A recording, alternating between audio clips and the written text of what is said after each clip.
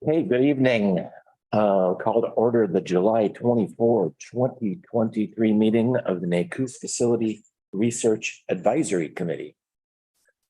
We have minutes to approve from July 6.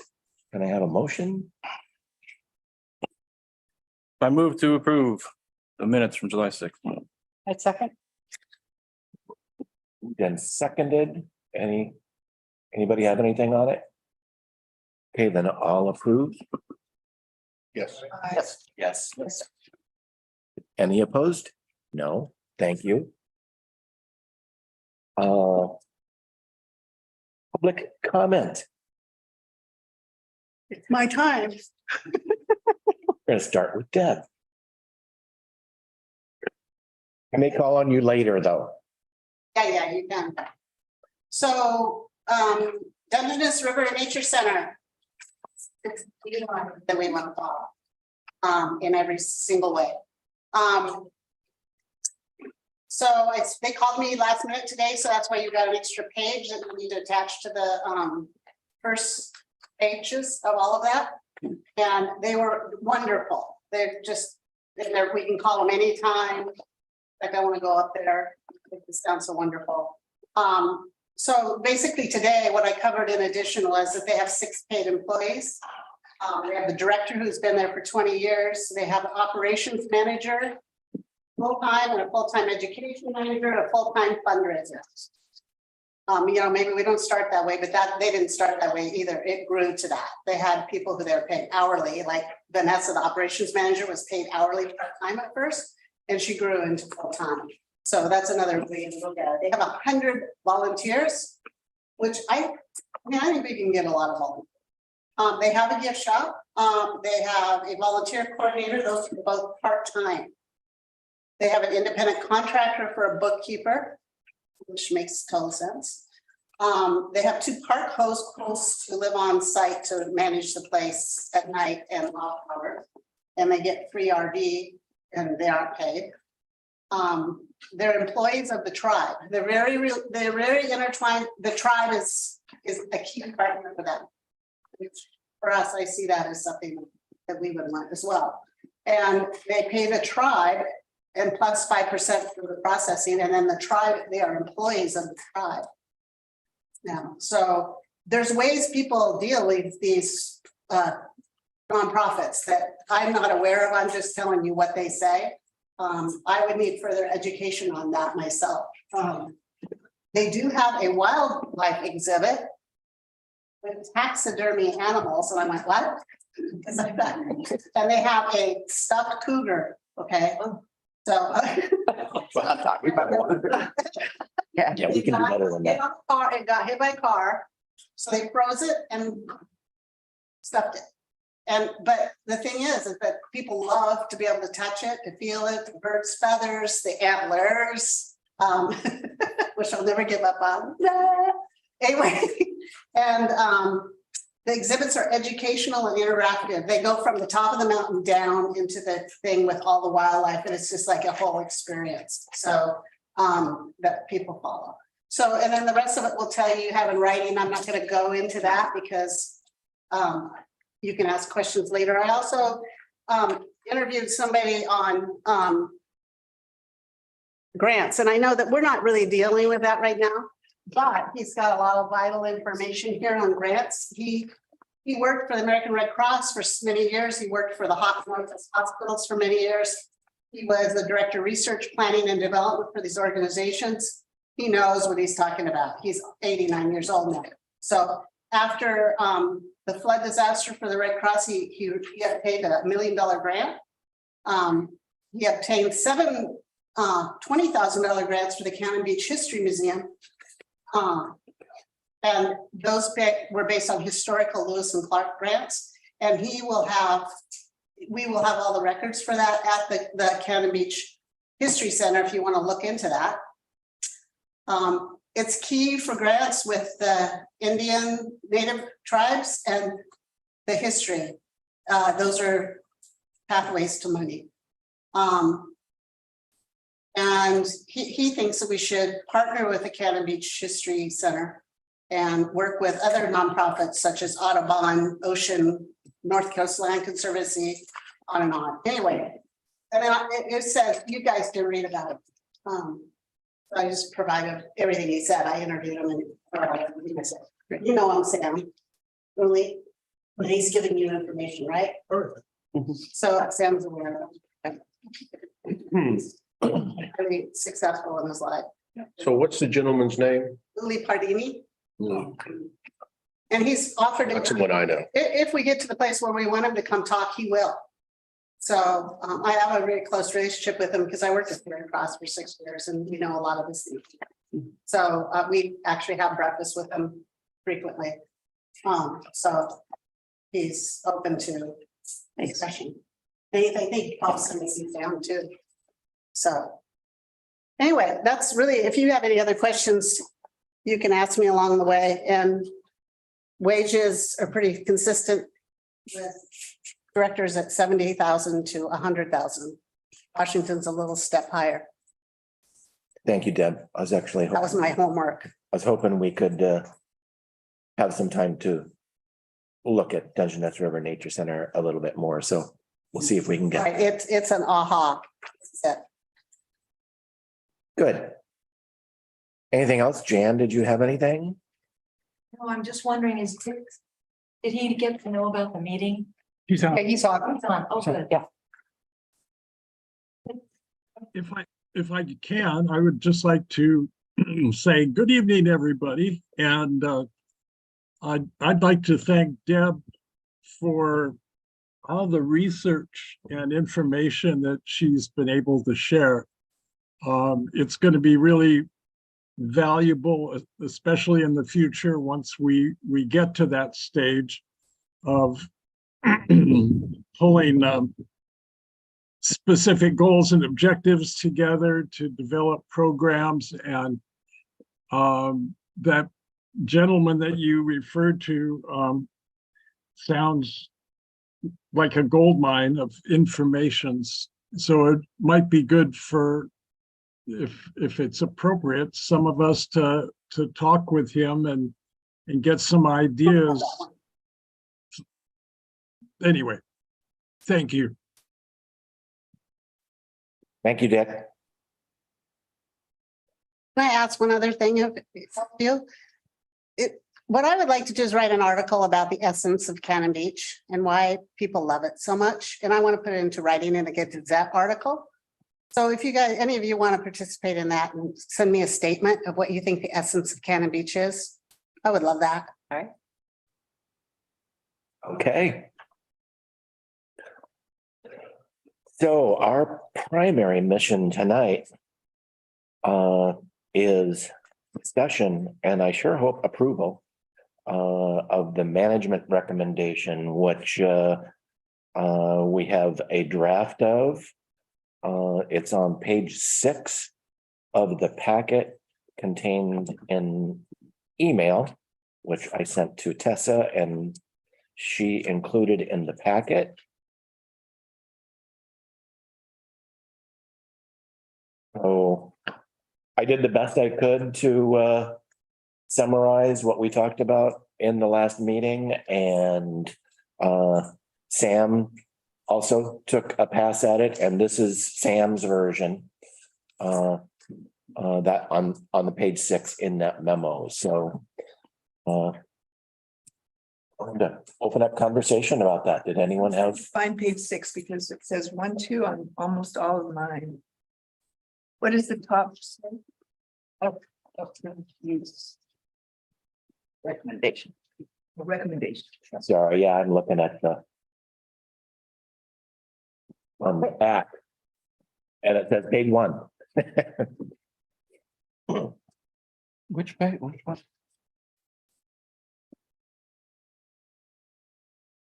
Would it help if I read through it? Yeah. That's fine. So what we would be recommending to council is that the city will contract with a nonprofit organization formed with the intention of managing and operating the NACUS facility. The nonprofit would be fully responsible for staffing, programming, fundraising, scheduling, maintenance, and operations of the facility. The city should facilitate the formation of the nonprofit by naming a steering committee that could be this existing committee or another group representing the interests of the community. The steering committee will be a single short standing committee solely for the purpose of creating the nonprofit board and the initial documentation for establishment of the nonprofit. Added a couple words there. Once the nonprofit board is in place, they will hire an executive director who, under their guidance, will help identify all operational needs and hiring staff with the aim to be ready to operate and manage the facility upon completion. City Council will need to assess how it will enact oversight of the facility, assuring that it meets all legal requirements as a tourism facility by developing a comprehensive lease contract that guides the operations, philosophy, and permitted functions of the facility. The City Council and nonprofit board will finalize policies which will satisfy the challenges of operating the facility, such as the lack of immediate parking, considering how best to limit peak season impact and other concerns.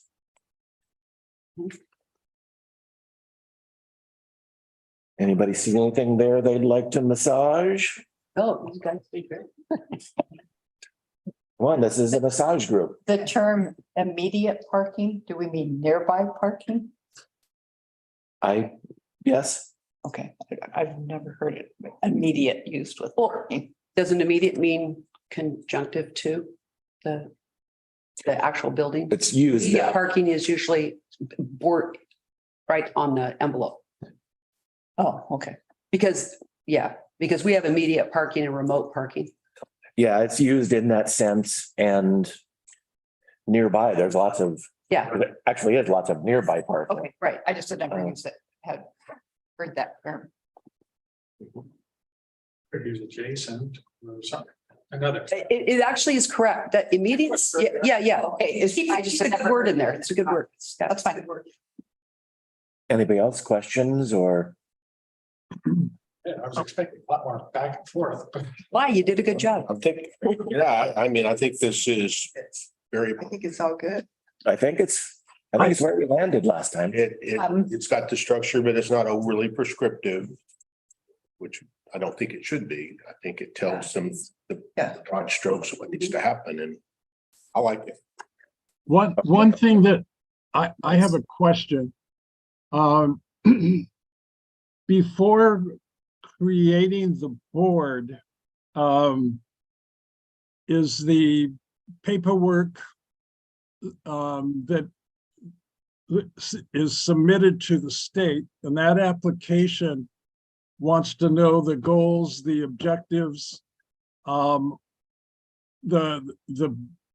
mission statement, so to speak, of the proposed organization.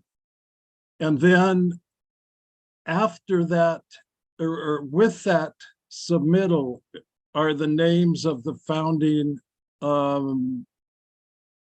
fathers, no, the founding board of directors. So my question is, who will create that statement of mission, of sort of that dream statement that we've been talking about? Because it to me, in the process, there is a selection of the board. Will they, as individuals, then create the nonprofit? Or I think that, Dick, if I may, just my take on it is that we create a steering committee. The council will create a steering committee. That is the group that initiates this round robin of how a nonprofit starts.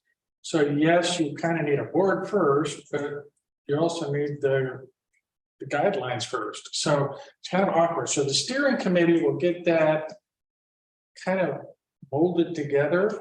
And whether they become the initial board for a short term, that's a possibility. I've seen how that is one of the ways of doing it. So the steering committee is the first step. Get them together, work out some of these details that you're asking about. So I think that's, yeah, I think Sam's got it. And I think it says that in second paragraph, second sentence. The steering committee will be a single purpose short standing committee solely for the purpose of creating the nonprofit board and initial documentation. So I think that initial documentation is what you're talking about, Dick, the mission and vision and all of that. Yeah, Is that, well, I think that needs to be really clear that it's more than selecting the board. It is really establishing the mission statement for the organization.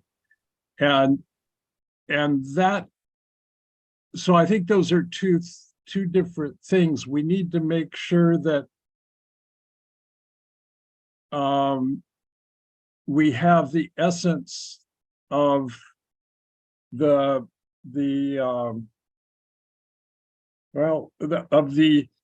dream statement. Isn't that, I'm sorry, Dick, isn't that, didn't we already establish that with the use that we already crafted? I thought we were close. I thought well, why isn't that? Why, I mean, that's what we spent all that time doing the use statement, and why is that not fulfilling what Dick's asking? They're two different things. yeah, I think they are too. I think we'll need a mission statement as well, but For the organization.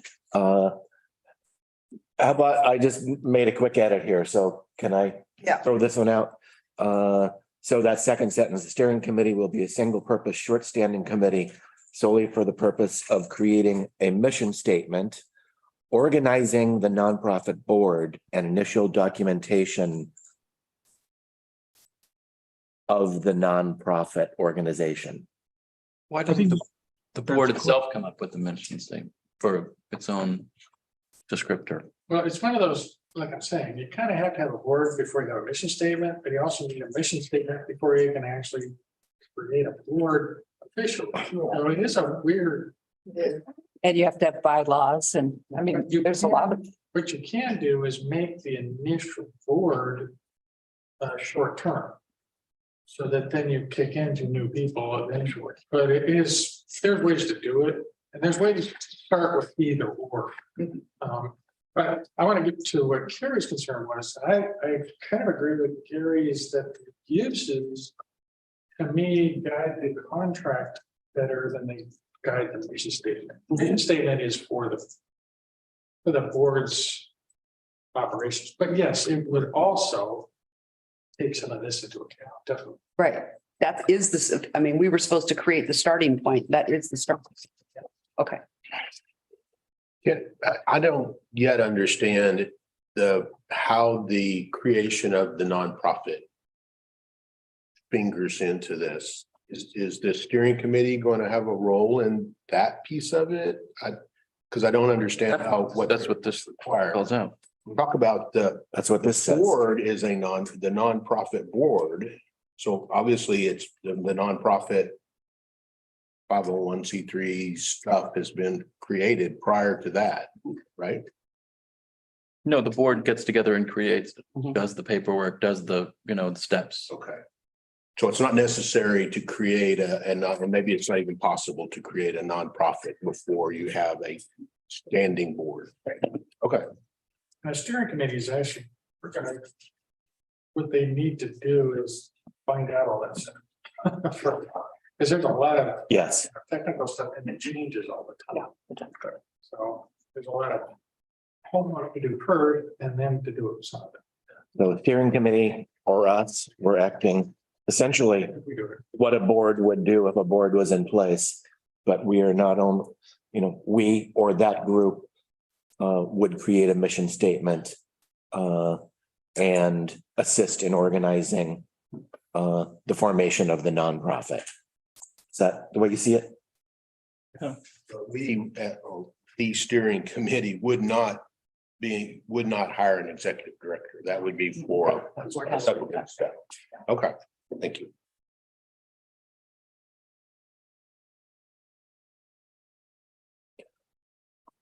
I'm going to read that Mhm. second sentence one more time.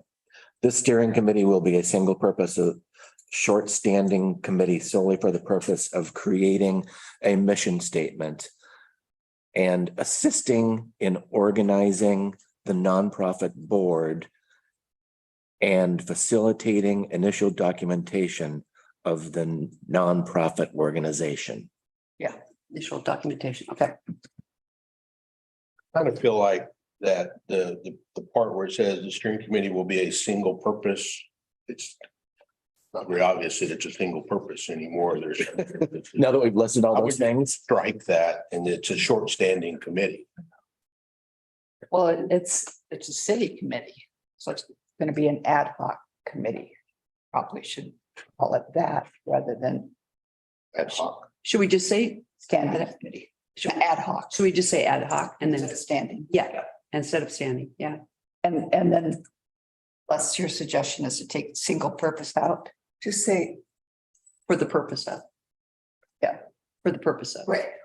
Yeah, that's what I would. Okay.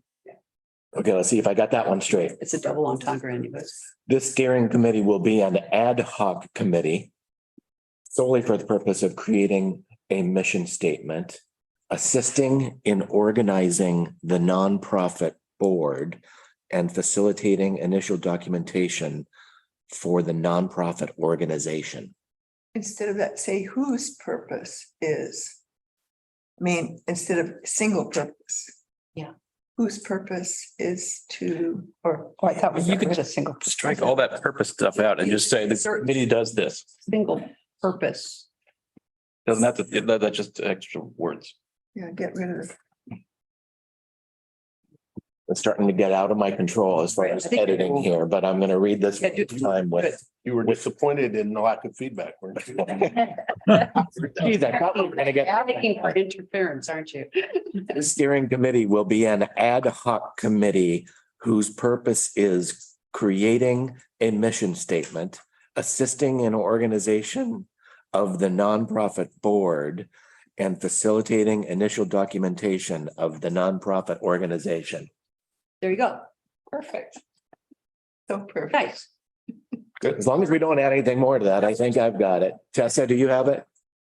Read the last tidbit of that sentence for me in facilitating. No, I'm going to read the whole thing. Okay, fair enough. This steering committee will be an ad hoc committee.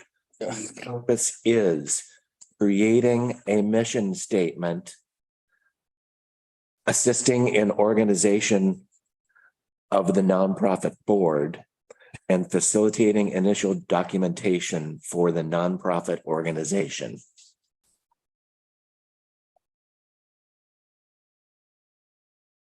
All good. Okay, But not the mission statement. I had it in there. Yes. Yeah, it's, It says, yes, it says that.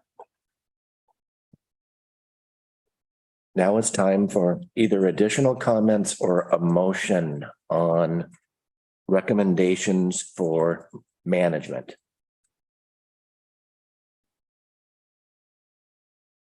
the last paragraph. Should it also include the executive director? Should also, what?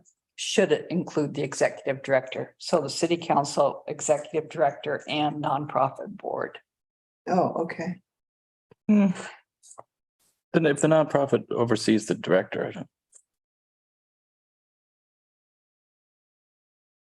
And then those policies could be finalized before That's there's a director could even That's be true. hired. Yep. Okay. It probably should be. We got the wordsmithing here. Yeah. Waiting for more wordsmithing or a motion. Let's make a suggestion. Uh-oh.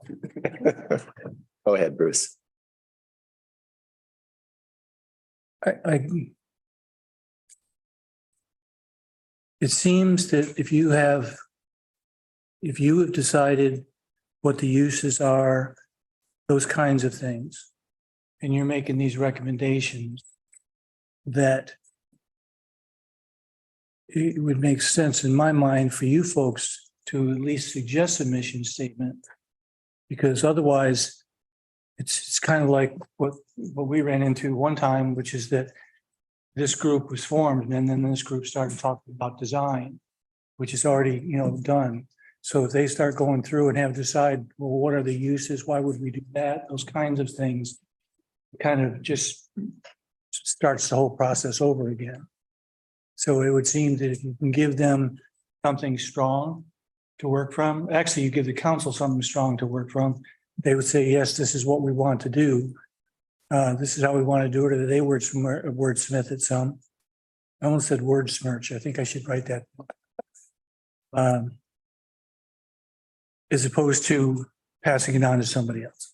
Right now, I guess my thought is we're the steering committee. If council thinks we're doing a good job and that we will continue and those will be our next steps. And I don't know if anyone's like. I don't see it changing very much Oh, no, from the approved or No. the approved use recommendation. it needs to be shorter. Yeah, it The just- mission statement has If to be you, more condensed. yeah, Maybe a little more vision and intention Mhm. behind it, but. I think we have- So I don't know if that makes a difference or if we want to clarify that. I mean, it's all gonna go to the council at the same time. Like, both of these things will be delivered to them, so they're gonna have all the information. Yeah, I would kind of like to. Get this to the full council, the two recommendations as well as at least. A draft operational budget, which we'll look at next. But just kind of like. Get yes, you're going the right direction. Keep going. That will be a council decision that you guys have to propose to the council, I think. And I think to Bruce's comment, I could see how, yes, if a few of us wanted to step down, we got new people coming in, yeah, you're gonna have a different board that's gonna come up with some different ideas. But this is more documentation that most mission statements start with. So we've already, you've got a good solid command of what the mission is. The mission statement is a really condensed version of what we've got. So I'm comfortable with going ahead with this as it is for that point. I've got other reservations that I will talk about later, but for Bruce's concern, I think we're covered. Okay. Anybody else have anything? I move to accept the management recommendations with revisions. With the submitted revisions. Yes. Second, We have a motion and a second. Any further discussion? Okay, all in favor? Aye. Any opposed? No, Here, I don't think it's enough. okay. I would have wanted a lot more information. you want to. What information? A lot. You should have said that during the discussion part, because it could have swayed somebody, but we already voted on it. A lot of details. I was trying to make this at the council level. I would want a lot more information, details, expansion of the reasoning behind this. I do think it is a good, just get it to the council, get a yay or nay, or, And they might. move it in the right direction, or you're completely off the track. Yeah. Right. And then we go where you're talking. Yeah. But make a list, please. I'm getting the feeling that this committee might continue, up to the point. It seemed logical. Yeah, so that's kind of why I'm just being. Okay. But I concur with Gary's suggestion. I'd like to know more about, what you would like to see, what pieces. It feels like maybe, and maybe that's just what you said, and I'm paraphrasing it. It's just the rationale behind how we got to this point. Something like that. I'm confused because you wrote this. So I'm confused on why you're voting no on what you wrote. No, this is a good recommendation, Okay, but that's what we're talking about. but I would have expanded it. So But you did. further details. With more reason why, as Les was saying. Can you give us an example, one example of what you would? Well, one example with the Mindy's letter. Oh, Mindy's letter was great. Mindy's letter was totally off track as far as I'm concerned. Oh, me. So Mindy's letter? I thought it was totally on track. Mindy Hardwick, she wrote a letter, it's in the packet. Fantastic. I don't know. Me too. So it's just on the, yeah. I mean, On the educational. it was on educational recommendations, Deb. It was, what I'm getting to is the fact that there is misunderstanding between who likes Mindy's letter and who doesn't like Mindy's letter. I might get one. That's not clear anywhere in this. So we're not approving Mindy's letter. I didn't say that. I said the misunderstanding about where that direction is. I see it as this document leads me to one direction.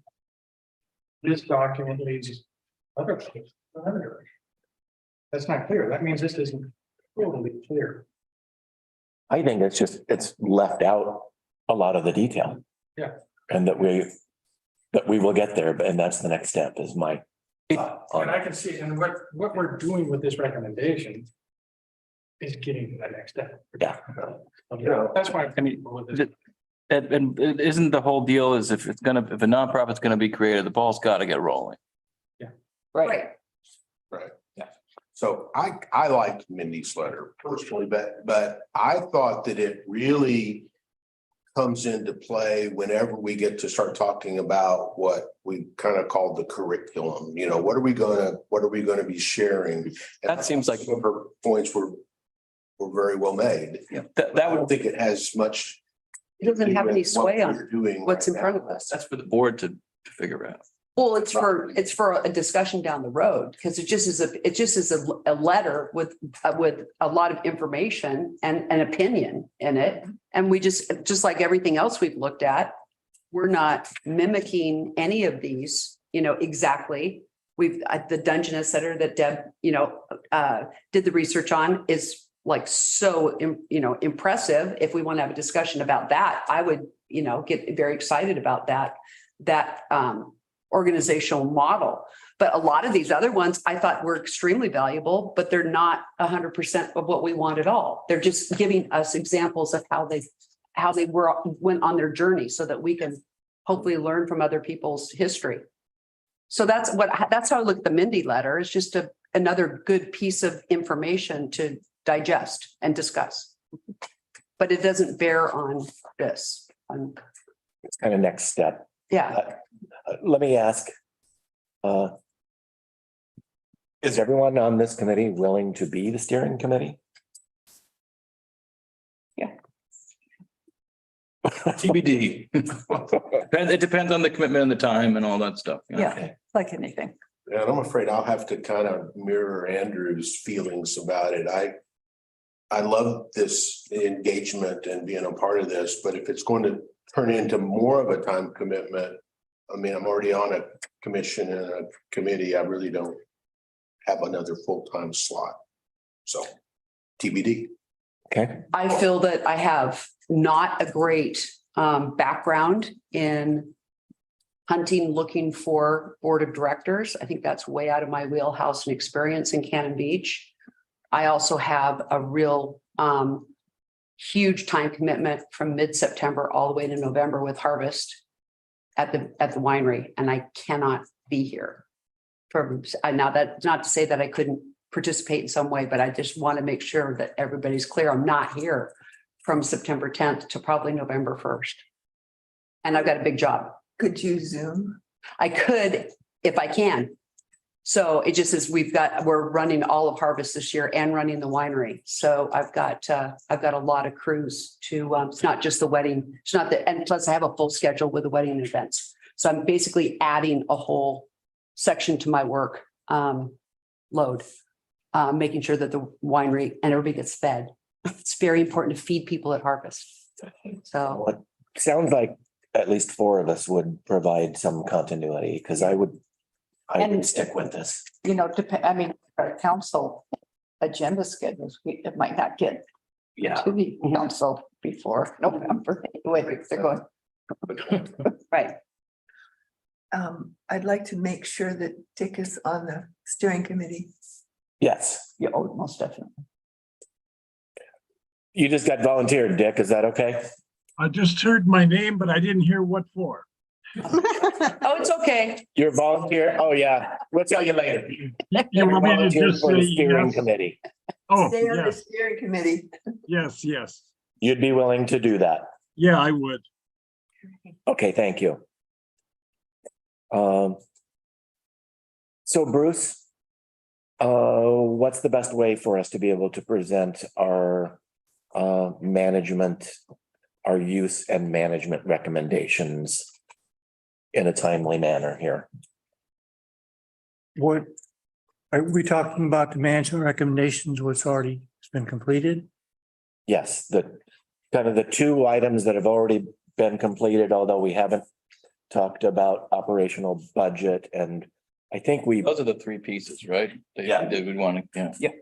and I don't know how far along we have to have this operational budget. This is just a really nice start. Just so people, we can get an idea of where it's going. It would be the two things that we've got approved, and then at least one draft of this, which Haven't fully approved now, the additional uses and approved use, I don't believe. Yeah, I didn't think we did.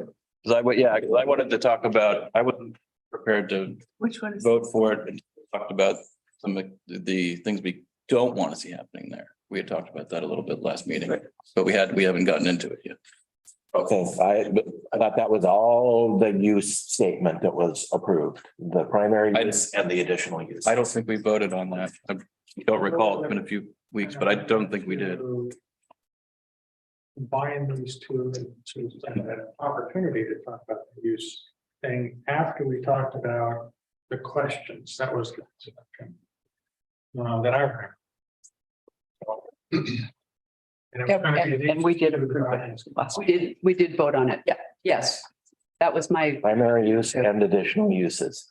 Amendment, The good change, good change. as everything Oh, it might. Well, I think that's what Andrew's talking about. I assumed that we were going to talk about the questions that CETA had been presented while we finalized the use. Sorry, the voices. I'm happy to do that or budget. See, the questions could take years. Mhm. I mean, there's a lot of them, Yeah, I didn't bring all that with me. and I don't think we have answers for a lot of it. Yeah, I agree. I thought Sam nailed most of it. Like, I thought some of the questions were Okay, quite odd. I answered them all too. But I don't have that document with me. Yeah. And did you answer some of them by, how would I know? Some of us. well, let me just step back then and say, we have finalized, we approved the management recommendation. Mhm. We have not fully approved the uses recommendation. Yep. We need to do that again. But let's talk about the budget while we have it in front of us. Yeah. Before we do the uses. But we did approve the use. of Yeah, the I feel like we're back in that. That's an amendment that it would be approved in total as part of the recommendation. It says the recommendation was adopted with latitude for editing. So you're saying we're gonna edit it now? Could have been, because knew there was gonna be more discussion. Oh, That's just what I remember. Yeah, I do too. I don't feel like we just done it, put a bow on it. I didn't feel like. Well, I don't really want to back up. right? Yeah.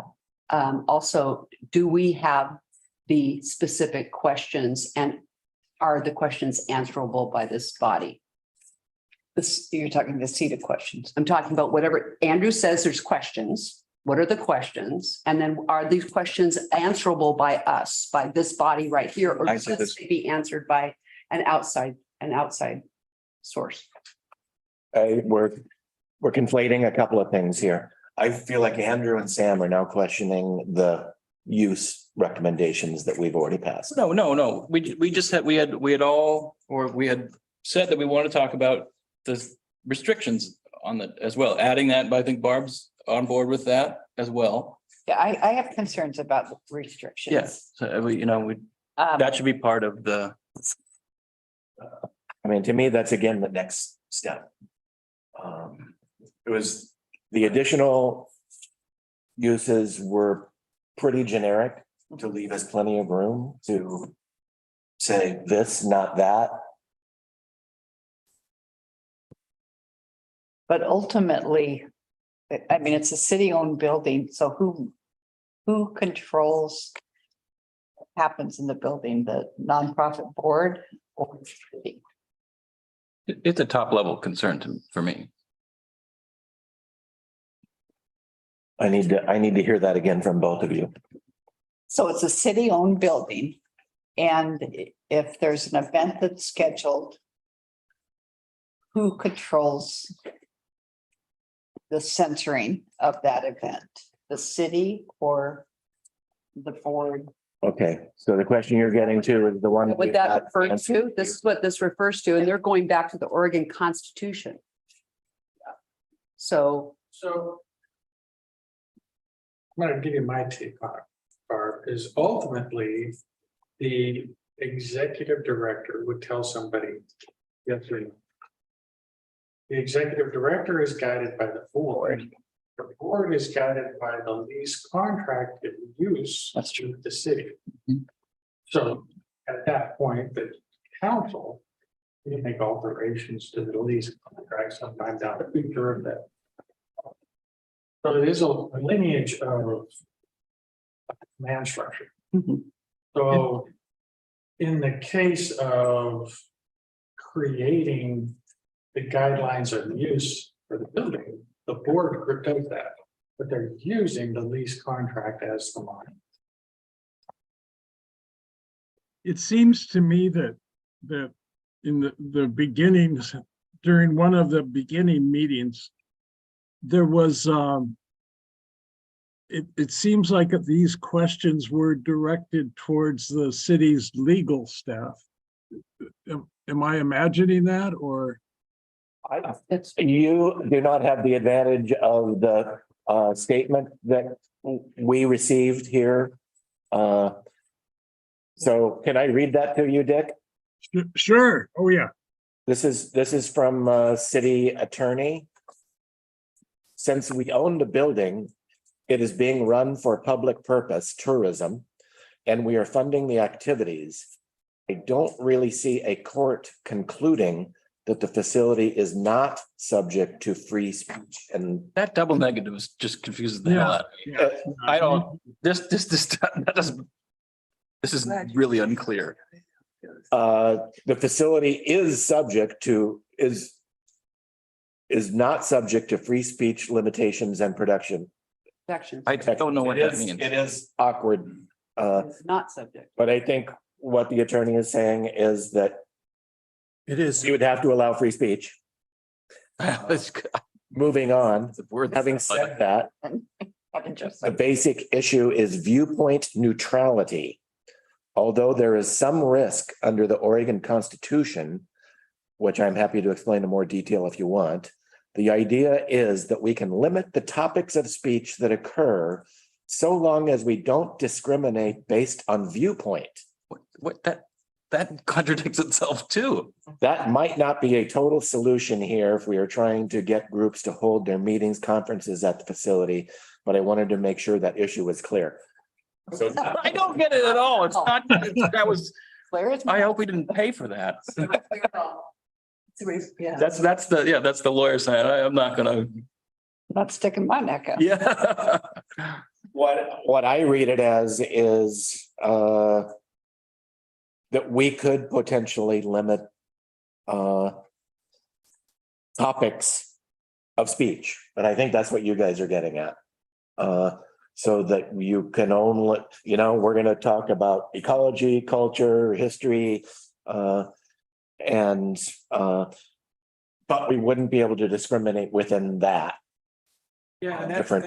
that's really not, it is kind of the question, but not really the topic. I can understand, we can say these are the topics we want. But you can't limit somebody coming in and going off kilter on whatever topic they're talking about. That's the viewpoint. Well, But what it doesn't talk, what she's not mentioning is the use. If it's a wedding or a bar mitzvah or a basketball tournament, that's a use, that's not a topic. That's what I think we needed to, what we were asking for is, can we limit a use? Notably, weddings have been the one that's been the most, but if you don't want a wedding, how can you say? Birthday party? If someone doesn't want a wedding, then you can say, but I'll make my statement here that I'm baffled as to a group of people that does not want to celebrate love and commitment and community. It's And I think that the tribe party after. is all about celebration, Right. both in love and commitment and in celebrating somebody's life. But we're not going to be a funeral parlor either. So I would encourage us to keep not making weddings a scapegoat. You can limit the scope of a party by alcohol restriction. It's not hard to do. And also by time, not hard to do. So I would like that to be part of the record, that I'm concerned about people that in this community that are against love and celebration. That's a very unfair framing. What is a say that wedding? we're against. What is a wedding, Andrew? What is a wedding? I don't take your, The group that's against this, what is a Um, wedding? I think as well as we talk about uses, I also want to talk about restriction of time. Like, like Saturday in town was an absolute zoo. And I want to see dialing the potential for like having a big, rental there on peak hours and peak times of the year. I agree with both of you, actually, but let's get it back on track. What we're talking about is the legal question that we were asking. And I don't think Ashley has totally answered it. This was actually Chad. It didn't come from Ashley. can I, Before we move farther on the wedding thing, I just wanted to hear Dick and his thoughts on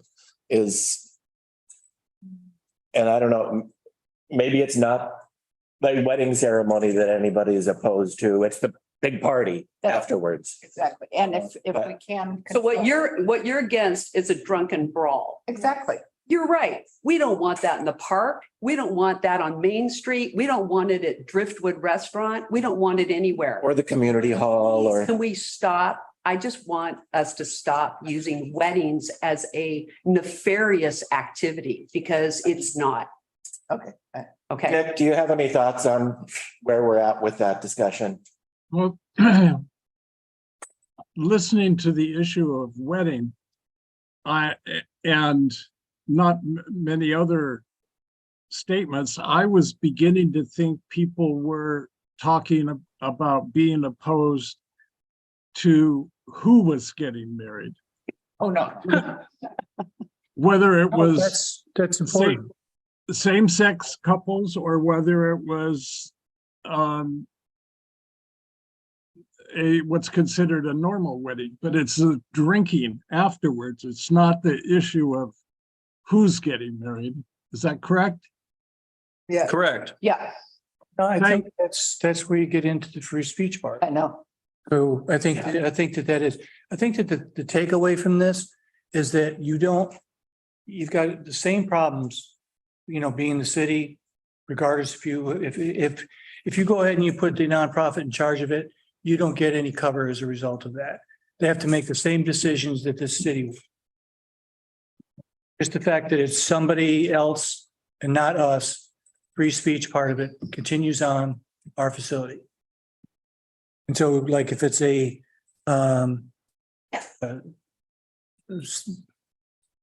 same-sex couple or something like that, you can't say no to that wedding, but yes to another wedding. And I was looking at the Dungeness Center, and they have a statement saying, we offer, and they just say what they offer. A year-round nature programs, green conference and retreat center rentals. So they're specifying school field trips, nature immersion experiences, youth and family camps, day tours and programs, adult learning experiences, wildlife programs on-site and off-site. So it specifies what they offer, and it kind of might get us out of the woods if we say, this is what we offer, this is what we do here. And we can get lots of grants for this, so I'm sure we need to expand beyond what we might be offering there. So I think this is a much bigger conversation. That's why I didn't want to go there. I wanted to get basic use, and then we're going to have this bigger conversation. Sam, I cut you off there because I wanted to go to Dick. Did you? Go ahead. Okay. Well, now I don't know where we are, but Where was that? Page was that on? I'd just like to say that I think that our bigger conversation about what's allowed and what's not allowed is what a steering committee takes on. And the last sentence in the management suggestion kind of leads you along that path, doesn't it? I mean, it says that the council and the nonprofit board will finalize policies, blah, blah, blah. But such as lack of immediate parking, considering how best to limit peak season impact, which is what Yes. Andrew was mentioning. And it just says other concerns, and certainly I think these are what we're talking about are the other concerns, so. Yeah. And feels like that's where it needs to be solved. And I think our use statement said that additional activities would be ecology, culture, arts, but not necessarily limited to that. So it's leaving room for a steering committee to say, yes, this, no, not that. You just can't discriminate between Right. some of that.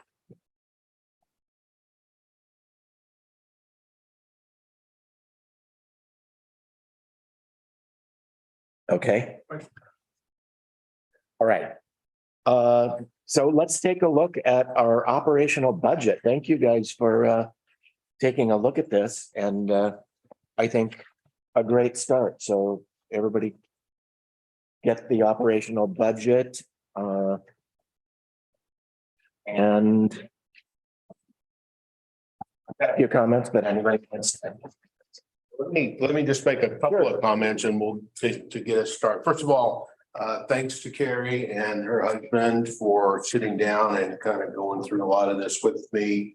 The framework was simply taken from a couple of different feasibility studies for event community type centers that I found.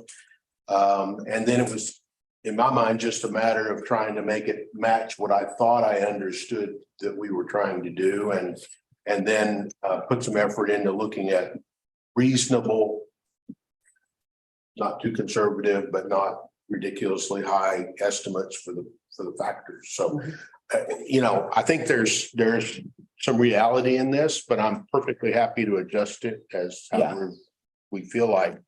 I think one of the things that was important to both Les and I is that we get the line items in here. Yes. So that you can see kind of obvious P&L line items that happen. And then, yes, of course, you're going to add a line item. Of course, you're going to decide that part-time position doesn't need to happen.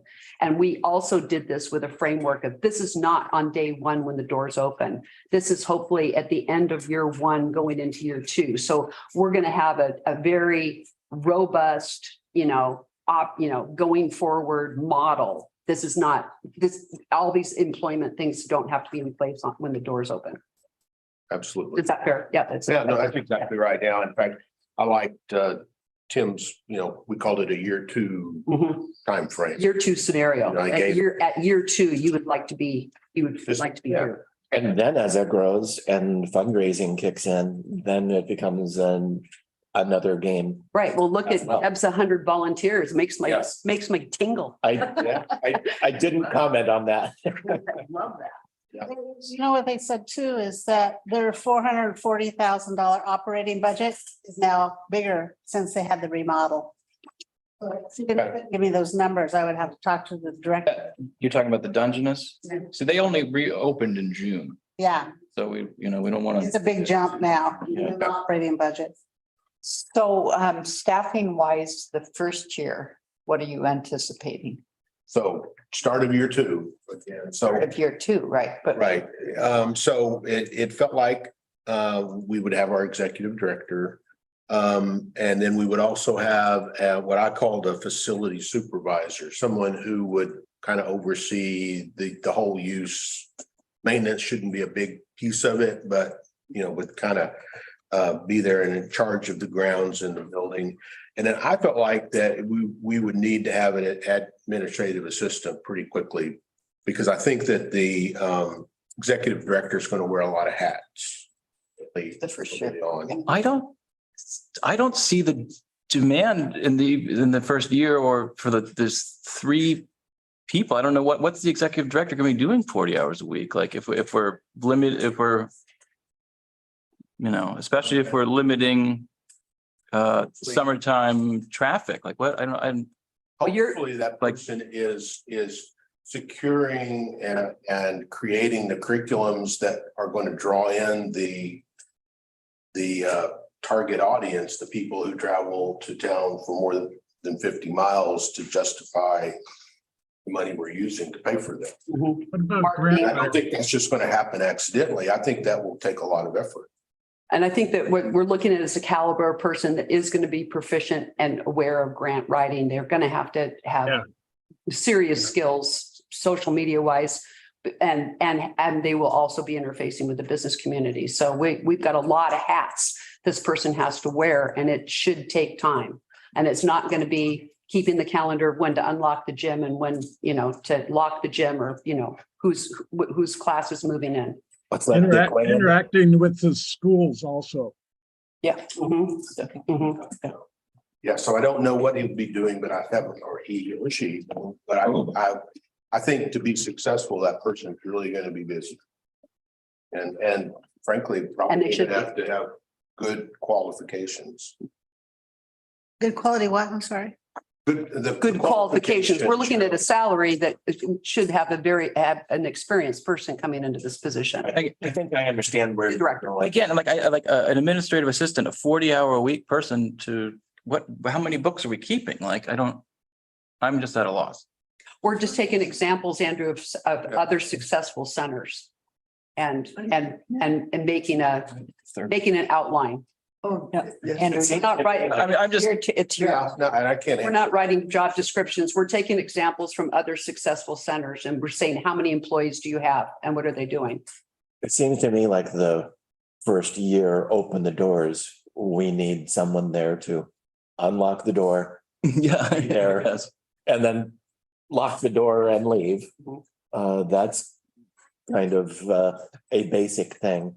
But then an executive director that may wear multiple hats, but I think we have to plan on an executive director that would be there and make the thing grow. But yes, some of the other things, I think there's lots of I think this is a good starting point, and to look at where we might be, whether it's second year, third year, fourth year. That's where I would, let's see, all that, I this, I understand this, but I would have said 5 years down the road. Mhm. Yeah. Yeah. I also know where Andrew's coming from, is that finding the people that are going to come and do the presentations is a lot harder and non-existent right now, obviously, because we don't have a facility. But once we do, getting that right person is going to be critical. So I agree with that. But I don't see that happening within that first year. But that's a growth timeframe that we don't know. We just don't. Yeah. That was one of my questions too, is that the executive director, the education program director, you know, or, I think Are they should certainly shoot for that. yeah, The first year especially. Yeah. and then they might replace themselves. Right. I've got an easy one. Closing dates, Tuesday and Wednesday. Not Wednesday and Thursday. Oh, yeah. But well, again, you know, Just, we threw in there, how about 5 days a week by year 2? We'd love to have it 7 days a week, but you the know, point is food pantry sets up on Tuesday and they operate on. there you go. The calendar conflict. We don't do, no, we shop on Mondays, but we can work around groups. Okay, so it could be any. And what Wednesday's the critical day for Yeah. the pantry. Okay. There's somebody there starting. So there you go. Just Okay. tweak that, So really. I still think probably Tuesday, Wednesday, is better close days, but whatever. Yeah. Like I said, we doesn't just really threw matter in, for we your threw in calculation. 2 days. No, it doesn't. Yeah, based on the town activity, we just threw in Tuesday, Wednesday. Yeah, I mean, from my perspective, it's simply that we would have the lobby area as well as the classrooms available 8 hours a day for 5 days. You know, and that kind of drove some of the calculations for payroll primarily, but it would also play into utility usage, but I don't know that stuff that well. one of my other questions about it was gymnasium. 7 days a week from 7 to 10 PM. Yeah, the Uh, demand is not going to be here for that. that was my thought. And again, that's Really have. that's a calendar driven assumption. Or is it when the center is open, when the facility is open? Right. That's when the gymnasium can be open. Mhm. So that was, Okay. but who knows? Maybe there will be a demand. Yeah, in my mind, we were talking small groups of people that wanted to play pickleball or shoot basketball, and, you know, the evening felt like the right time. So that's why I stuck it in that way. Certainly if it's only available during the 9 to 5. Have to be evenings for people who work and after school, You you know, know, Sunset Parks, yeah. you know, has Broadway Middle School now, and that their gym is getting a lot of use. And it's different times. There's a noon basketball opening, you know, for people on their lunch breaks. It's There's a lot of- mostly kids that are using it? or No, adults, yeah. I think one of the things, just as a presentation document, if where you say operating hours, but after that seasonally variable. Mhm. And all that means then is that these are working hours for calculation, Mhm. not really definitive hours. Right. Again, It's all calendar driven. It's like what you start putting it out there and see what the demand is, and then you just shift. The new idea, so Right. that's what calendars are about, but just make a variable in there. The other thing is, you lost me on the chart. The chart just doesn't make any sense. The little green, I'm sorry, I didn't. I was simply trying to make a graphic that would show as best I could, Yeah. kind of when pieces of the facility are going to be open. Like we know that the outside, the grounds and garden are always open. That's what I've heard anyway. So it doesn't work. I understand. It was just a stab at trying to be It works. but it's communicative. Figure it out, that's all. Compared to the hours, it just took me a while. The only other thing that I had any concerns about is also the fact that we want to grow into the staffing. Mhm. So some sort of variable comment in there, just saying initial, I didn't even see the 2-year timeframe when I first read this. Yeah. So saying that almost solves that problem, but that's just where I was at. We don't know yet what kind of part-time people we need. And you're gonna need somebody, I mean, a facility won't solve its own problems.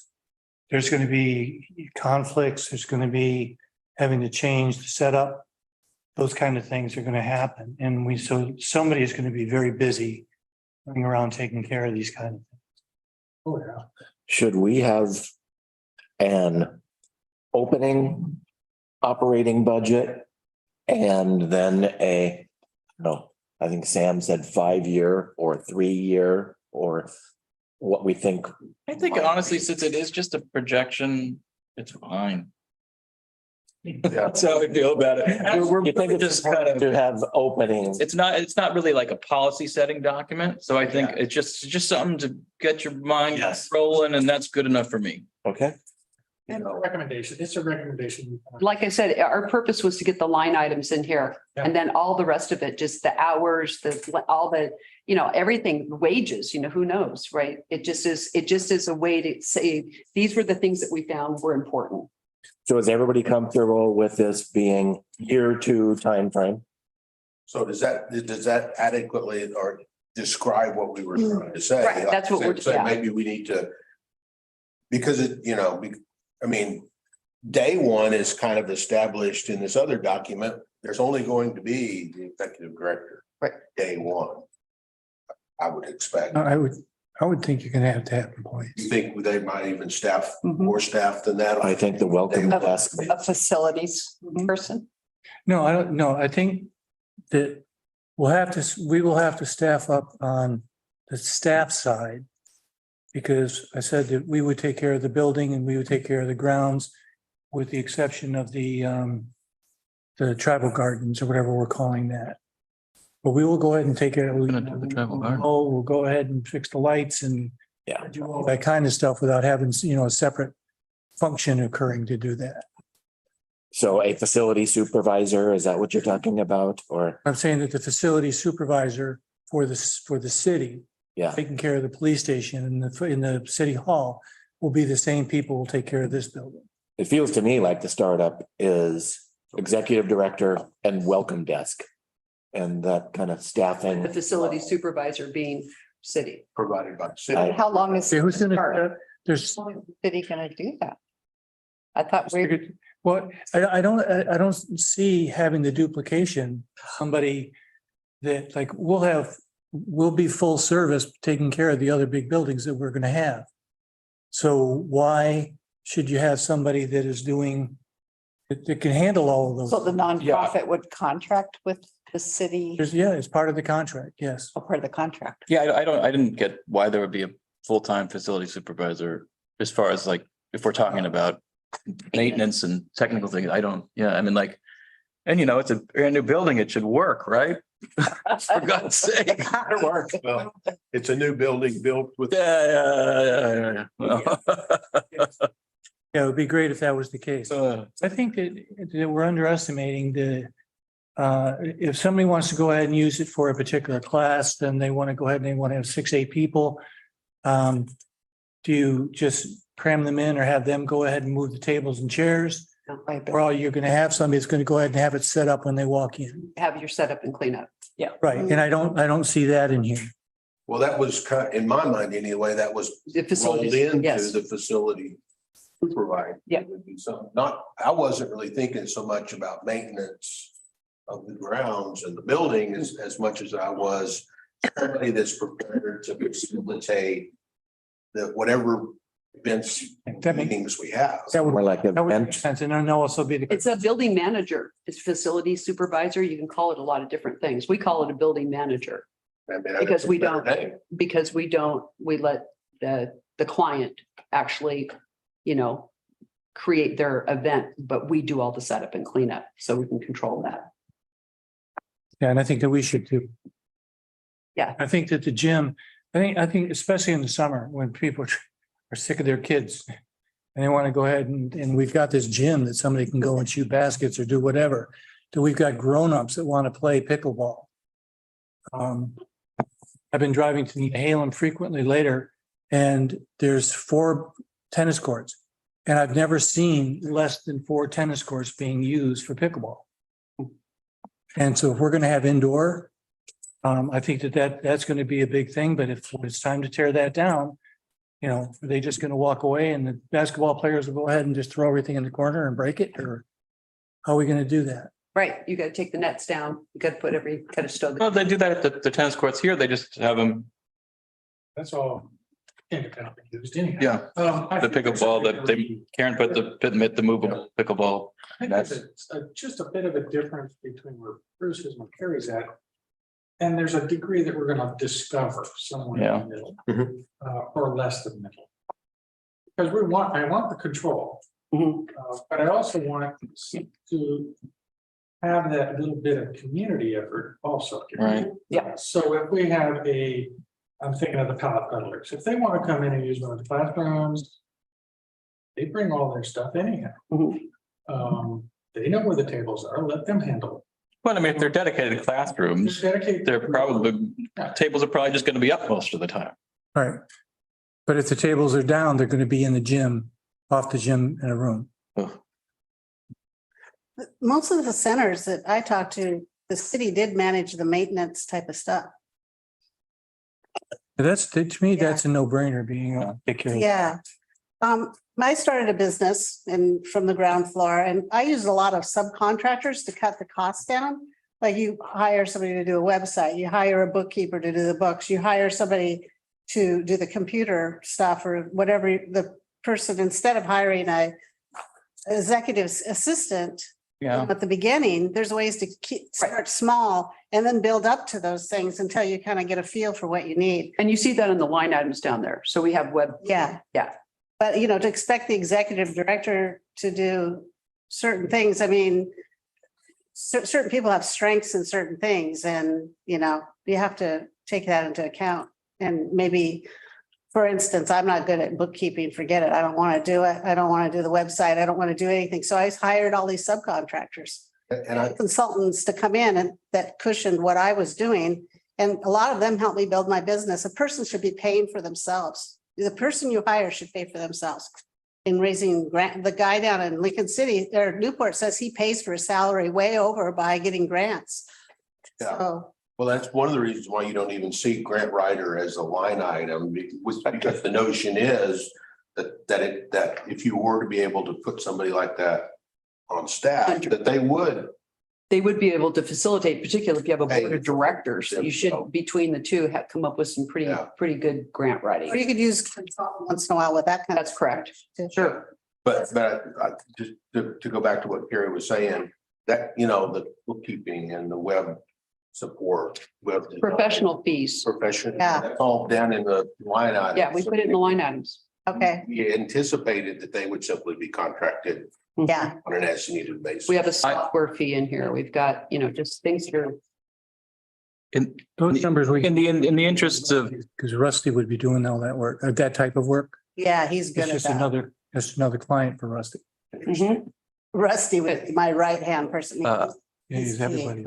Yeah. again, because this doesn't really bind anything or spell out any policy documents, I'm completely fine moving on with it. You didn't see any other obvious line items that we left? No, I thought you did a good job. That's kind of where I wanted to get to. Are we fine with this? Are there things we want to change to include it with our other?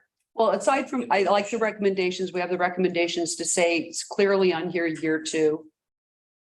To have this as a year 2 profile, At least. okay? Yeah. At least, And maybe, whatever. maybe that's maybe we shouldn't use year 2. Maybe we should come up with a better phrase that. I like the phrase projected Projected. year 2. I mean, it would be, Yeah. It's easily done. Kind of. Puts a little wiggle room in it. I want to tweak that and just, projected. could be a projected opening budget. So it'd be nice if it was like projected Year 1 through 5. projected year 2, I guess. One of the things I was impressed about was the grand total. Because we have 500,000 dedicated, at least that's the number I've been seeing, and this comes under that, so it kind of means we can meet what we have already without grant writing even, so No, we're gonna need the grant writing for. I know, but I'm just saying, And I mean, that it's convenient. It came out that way. It certainly wasn't the way we got to this number. But it felt to me like that the total made sense compared to the other budgets for similar facilities, if you will. And one of the things that was very seemed like very consistent was the percentage of the total budget that was payroll. About 2/3. It was very consistent. And if you look, I even calculated the number and yeah, we're kind of right there. So the sniff test felt okay to me. But I would, I could be swayed on every single piece in here with somebody who had more knowledge. Can I ask a question though? Because it's kind of back to Bruce. So I went into this with the feeling that the city was going to take care of major structural and probably the outdoor space. But it sounds to me like if Rusty's going to be providing the software support and you're going to have a supervisor of facilities within the city that it's going to help. Maintenance. Wait. I don't like the nonprofit and the board are going to have their own computer systems. It can't be the city operated. Like, I mean, they're gonna that doesn't seem right. I can't imagine Rusty would want to have that over added to his plate. But I mean, I think we're talking. I don't know why we're talking. Yeah, I know. But like, what you get the internet in there and you put the Wi-Fi router in there, you're good to go. Like, I don't. It's not like we're not talking about like very sensitive systems with locked doors that we have here, and public record keeping and all that stuff. It's a laptop. No, it's all public record keeping. No. Here. No, there. Well, I know, but it's a laptop. It's not like server systems and all this stuff, like, I think- and just for efficiency's sake, like, somebody, the executive director should be able to do that in a manner which, is backed up in the cloud and it doesn't have to be like a gigantic IT monster. We're going to give them their own checkbook. We're going to give them their own checkbook. Yeah, they're going to be a Yeah, nonprofit. Yeah. Yep. Absolutely. Completely separate entity. My only interest at this point is, should I take a line out because it's already going to be provided from someplace else? No, Bruce's questioning is just making me think, sorry. What about public record? I don't know if that's what you're getting at. No, that's part of it, but I'm sorry, I lost my train of thought, but I'll just ask me a question, I but mean, some of it I'm assuming can be auditing and yeah, things like that. in the facility would I believe have to be audited. If it's going to be our facility. I don't think it's just a matter of what the and I don't know that for sure. But I'm not sure if the city will take the audit of somebody that the company. But just like when the chamber delivers its budget, or when grants are applied for to the city, nonprofits give that, here's your organizational budget, here is your line item for the last 2 years and stuff like that. That all comes through. All those records are. But then it becomes public record because it's part of. But they're not sub-entities of the city. See, and I'm looking at it like the arrangement we have with Tullabana Hall, the Cannon Beach Academy. Yeah. Those are separate nonprofits. They're not public meetings. Yeah. They're 501c3s. They, follow their bylaws and they follow state and federal requirements. That's what I'm thinking we're doing with the NACUS. That's the assumption we made, was that this is their budget. Yeah. Okay, but both those generate their own funds. That's right. So now if we're going to go ahead and give them $500,000. Maybe the chamber is a better comparison. Just like we give you $500,000 and that's it. You don't have to, the reporting frankly is minimal. Yeah, come and talk to the city council 4 times a year. Well, I mean, Yeah. But is that how we're going to do it? I mean, I've got to think that we should have, Not. there should be some kind of control, whether it's an audit or something. Shouldn't be lined out in the contract. Right. yeah. Definitely, but I mean, I don't think it's I don't think it's a total hands-off situation if we're giving them money. If they're generating their own funds, can run the whole place, fine. So I withdraw my examples and let's use the chamber as a model. There's a separate 501c3 and they receive funds from the city. But then that means that we are going to give $500,000 to this group. Yes, Are that's, we going to do that? Are we, we're gonna say, okay, you're gonna run it, and here's $500,000. And- Without, what kind of accounting are we gonna require or none? What, again, what Sam said is, that's gonna be. this seems like a Now perfect. you're getting to my point. Wait, no, but wait. But this seems like a perfect opportunity in the writing of this contract and the figuring out of how that could be better reported and audited, and then duplicate that for the chamber. Or tighten it up, you know? Duplicate the chamber's contract? No. When this new contract is made, plug the holes that oversight. you have, and then use that, and then you have it to, In the future, for Yeah. future contracts with. Or, yeah, let's design a better oversight that, system and then apply it to chamber money.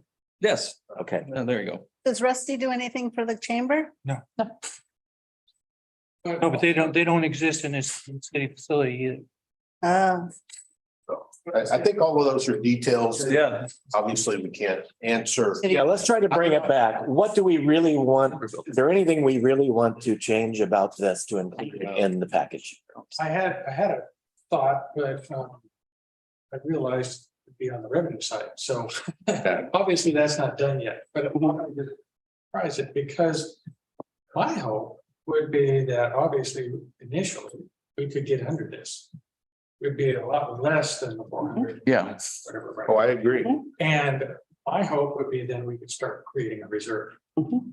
And that reserve would then start covering when it gets more expensive, because it will get more expensive. Well, somebody Or more elaborate. smarter than me suggested that looking to the differences or possibly creating a foundation as well. To help. I think that's. A long way down the Yeah, road. okay. Yeah. I don't quite understand. I do think the revenue side is missing, especially for a more projected budget, because we have such great fundraising opportunities that can really, bring in what we want. Well, Programming as. And when we say like, the city's going to give them $500,000 a year, or however you want to put it.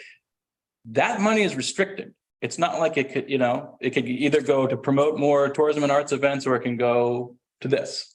Like, it's not like a free for all. That's, it's hemmed in.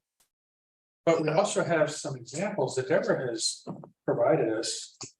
Obviously, they're not well broken down, but they do show that revenue does come in. Yeah, they're not all comparable for sure, but there is a lot of potential. There's a lot of very interesting Yeah, this, opportunities for income to come in too. So that's great. And I can go back and talk to some of these people and get more information. This is a top level thing that we may not all agree about. But since it's coming from this restricted pool of money that is just gigantic. Because we're in a beautiful place where we don't have to be concerned very much about revenue. It's nice. Startup, yes. But like that money is restricted for tourism related stuff. So. Yeah, it's not, I mean, like it's yeah, this or nothing, at my 50,000 foot level, I was trying to imagine what it would take to have this facility open and deliver whatever it's going to deliver at no cost to whoever Mhm. attended. And I put a note in there, if there is going to be a private events or that kind of thing that incur cost, then we would charge for, basically on a break-even basis. I wasn't looking to make money on events, but it wasn't part of this exercise either. We're just neutral. Then I think grants will clearly help us fund curriculum type thing. I think that's where we'll really shine with grant writing. Yes. But again, that didn't factor into this either. This is just keeping the doors open so that people can walk in. And once again, since it's not a policy document, I'm great with it. Let's pass it on. The thing that concerns me the most is the gymnasium open evenings, but I'm kind of with Andrew where it's like, this is. Demand will, the demand will What dictate. solves that is our use document, Mhm. because gymnasium is a secondary use. So if there's a primary use that's going on in the gym, it supersedes whatever happens. Yeah. Yeah, no, my point is just that we're allocating money to a gym attendant for something that I'm not sure we have demand for, or I'm not sure if it's the tourism facility. I'll probably get some blowback there, but I think that the gym should be open anytime the place is open. Because you're just opening the door. that's my thought too. And then you can schedule if it's gonna be pickleball from here to here, basketball from here to here. You adjust it if you just have more people, less. But then just that the gym is not sitting there unused. That's my thoughts. I agree, but I also think that in the summer, it's the gym's use is in the inclement weather. Like people are gonna, if they're given the choice between playing frisbee or playing pickleball outside in the sunshine on a beautiful day or frolicking on the beach, that's what they're gonna do. The gym's real use is when it's crummy out, when it's dark. I think we agree. Yeah. I mean, during the day, and the facility's open, like Bruce is saying, the gym's open, Is it free? Mhm, we're trying to. The intent Yeah. is that unless someone's booking it for a tournament. Well, that's a down the road thing, but we're trying to do free. so one way you might look at what we've put down anyway is simply that the gym is open during regular business hours, 5 days. But I would imagine that there will be people who would like to use it after business hours, Right. and that's what this was intended to provide Yeah, I'd say. in some way. So let's put in here to your point, to your question, Deb, about we put in here $10,000 for recreational equipment. So if there was some type of ongoing viable great pickleball group, we would probably ask them to have some type of fund to replenish their worn out equipment. So they could contribute to that equipment fund by being a regular attender in that. I'm giving you a example, not a plan. I'm just saying these are the kinds of things that you can build in later to say, great, now we've got pickleball here and we funded you with beginning nets and equipment, but on an ongoing basis, you're going to help us replenish this equipment. I agree, and I move to forward this budget document along with the rest. Wait, I've got. All right. Good job. I got a second. With revisions though that we talked about, like. Yes. eight. So Do you have revisions from, I've got a number of revisions. The one that I'm not completely clear on, and I'll ask my question one more time. What I previously called the facility supervisor doesn't sound like it. First of all, it sounds like it would be better titled business manager. Building. It could be a Something. facility manager. It could be Facility manager. facility manager. Facility manager. The operations manager and Dungeness, Mhm. Operations manager, just whatever. kind of general. Not part-time. Or should that go away in the time frame that we're talking about? I would. I think- I don't, The money really doesn't drive this. I mean, it doesn't swing the needle. I know we're gonna need one. Simply a facility. Part-time. No, I think you're gonna need to have somebody there that can take care of anything that comes up unless it's gonna be the executive director. Yeah, but why can't somebody that works, if there's 2 employees at the welcome desk, why can't one of them put up some tables? Depends on what their physical capabilities are. and the custodial? You'd write the job description. Yeah. Right. But I maintain if we're not having. I just don't think a lot of tables are gonna be hoofed every single day. I just don't think so. That this is not as successful. And I would hope that we would actually be having, at least in the classroom setting, stuff going on a lot. And I felt like it needed, that was more than I could ask the executive director to do.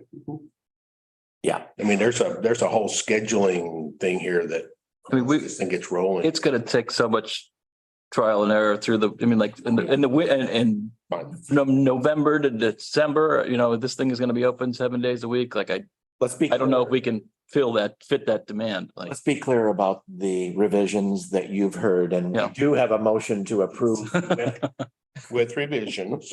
So, and those include projected Projected. 2-year timeframe. Yep. Uh, Operating hours will be seasonally variable. And are you gonna have the same hours listed there with that?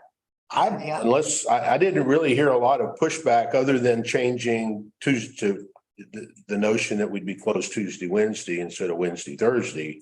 But I really did not hear a whole lot of I don't think pushback on the hours. that, I think 10 PM is too late. Yeah, I was just gonna say that.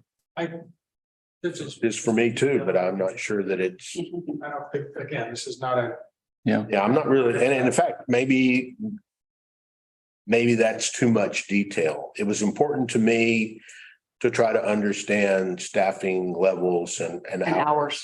but I maybe think we that can doesn't need to explain. be in here. We can explain this, that this is. It's just a starting point, You know, Just to give us a structure. Mhm. You know what I would do? did you have anything else? no, I think that's pretty much it. I didn't, Then we have a motion, We have a second? I second. All right. so we have a motion and a second, all in favor of moving this forward with our recommendations, Yes. Aye. Yes. and any opposed? Can I just make a statement? Yes. The $500,000 that we're all kind of glomming onto, that is based on the collections could vary significantly depending on what happens with TLT. So there's no guarantee that we'll have that. I just wanted to make sure that we had a number that it seemed that everything was coalescing around, that we would have those funds or something close to that available. So it's not something that we're working, backwards from. Thank you. yeah, and And then there's the whole revenue side, which is not included in this, that I think we can talk about. I mean, I think that will be significant at some point in the future. it's important that this facility be able to make some money. Yeah. Dick, did Dick have anything while he's listening to all this? Is Dick still there? Deb, you have something? Sleep. So this Powell guy who's been at the Dungeness River place almost since it opened is gonna be very wise. So I propose that I call and find out if this was his cup of tea, what would he do? Because he's had all these mistakes. And now they have grown into something very successful. And they have the staff, which is probably the layout that I'd be looking at in the future. So how did they get here? Where did they start? I mean, he could probably tell me his whole business thing in 30 minutes. Good. And it might be really valuable information because you're gonna find very few executive directors that have been there for 20 years. In a place that we want to be like. So, I mean, I always listen to people and what they've learned and why not do that? I mean, I would want to know before I start embarking on a journey, what's ahead, because they've walked the trail before. So I don't know I can call and talk to them because that's not a problem, but maybe a list of questions would be helpful. I think when we get to the next step, we'll have a ton of questions. Yeah, sure. Yeah. Okay, so if you want to get the list of questions, because I'd really feel better if I have participation on what you want to ask, because, sometimes I go ad lib. I don't think we know enough. I think using this outline, the line items, it's something that will be very easy to ask. And I need a copy of that. So, That's easy. That can get sent to you. yeah, because it's all definitely, It's online. It's right. I ran a business for 30 years, so I know how to talk to them about what would you do here? And that's what I would ask. I mean, this guy's valuable. Great. Okay, while we're talking about money and projections, and I sent you all a link to the Travel Oregon grant. We're gonna have a beautiful building And we're gonna open the doors as an interpretive facility. And we have no interpretive information We have the lobby, there. but I hear you. And pictures on the wall. Yep. That's why I've And nice lighting fixtures. been concerned about this from the being open 7 days a week. We gotta have something in there, Yes. and I think somebody should probably talk to the museum here and see what just their feeling on us, Yeah, what they can. I don't necessarily want to go to museum, but I think this is where maybe Mindy's letter, some things resonated for me. Well, I think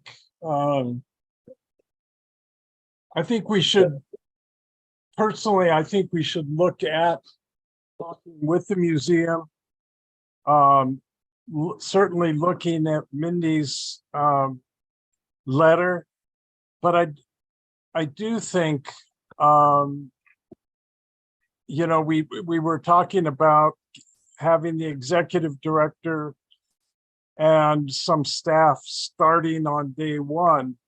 I truly believe we need to have people working before day one on just what the issue is here.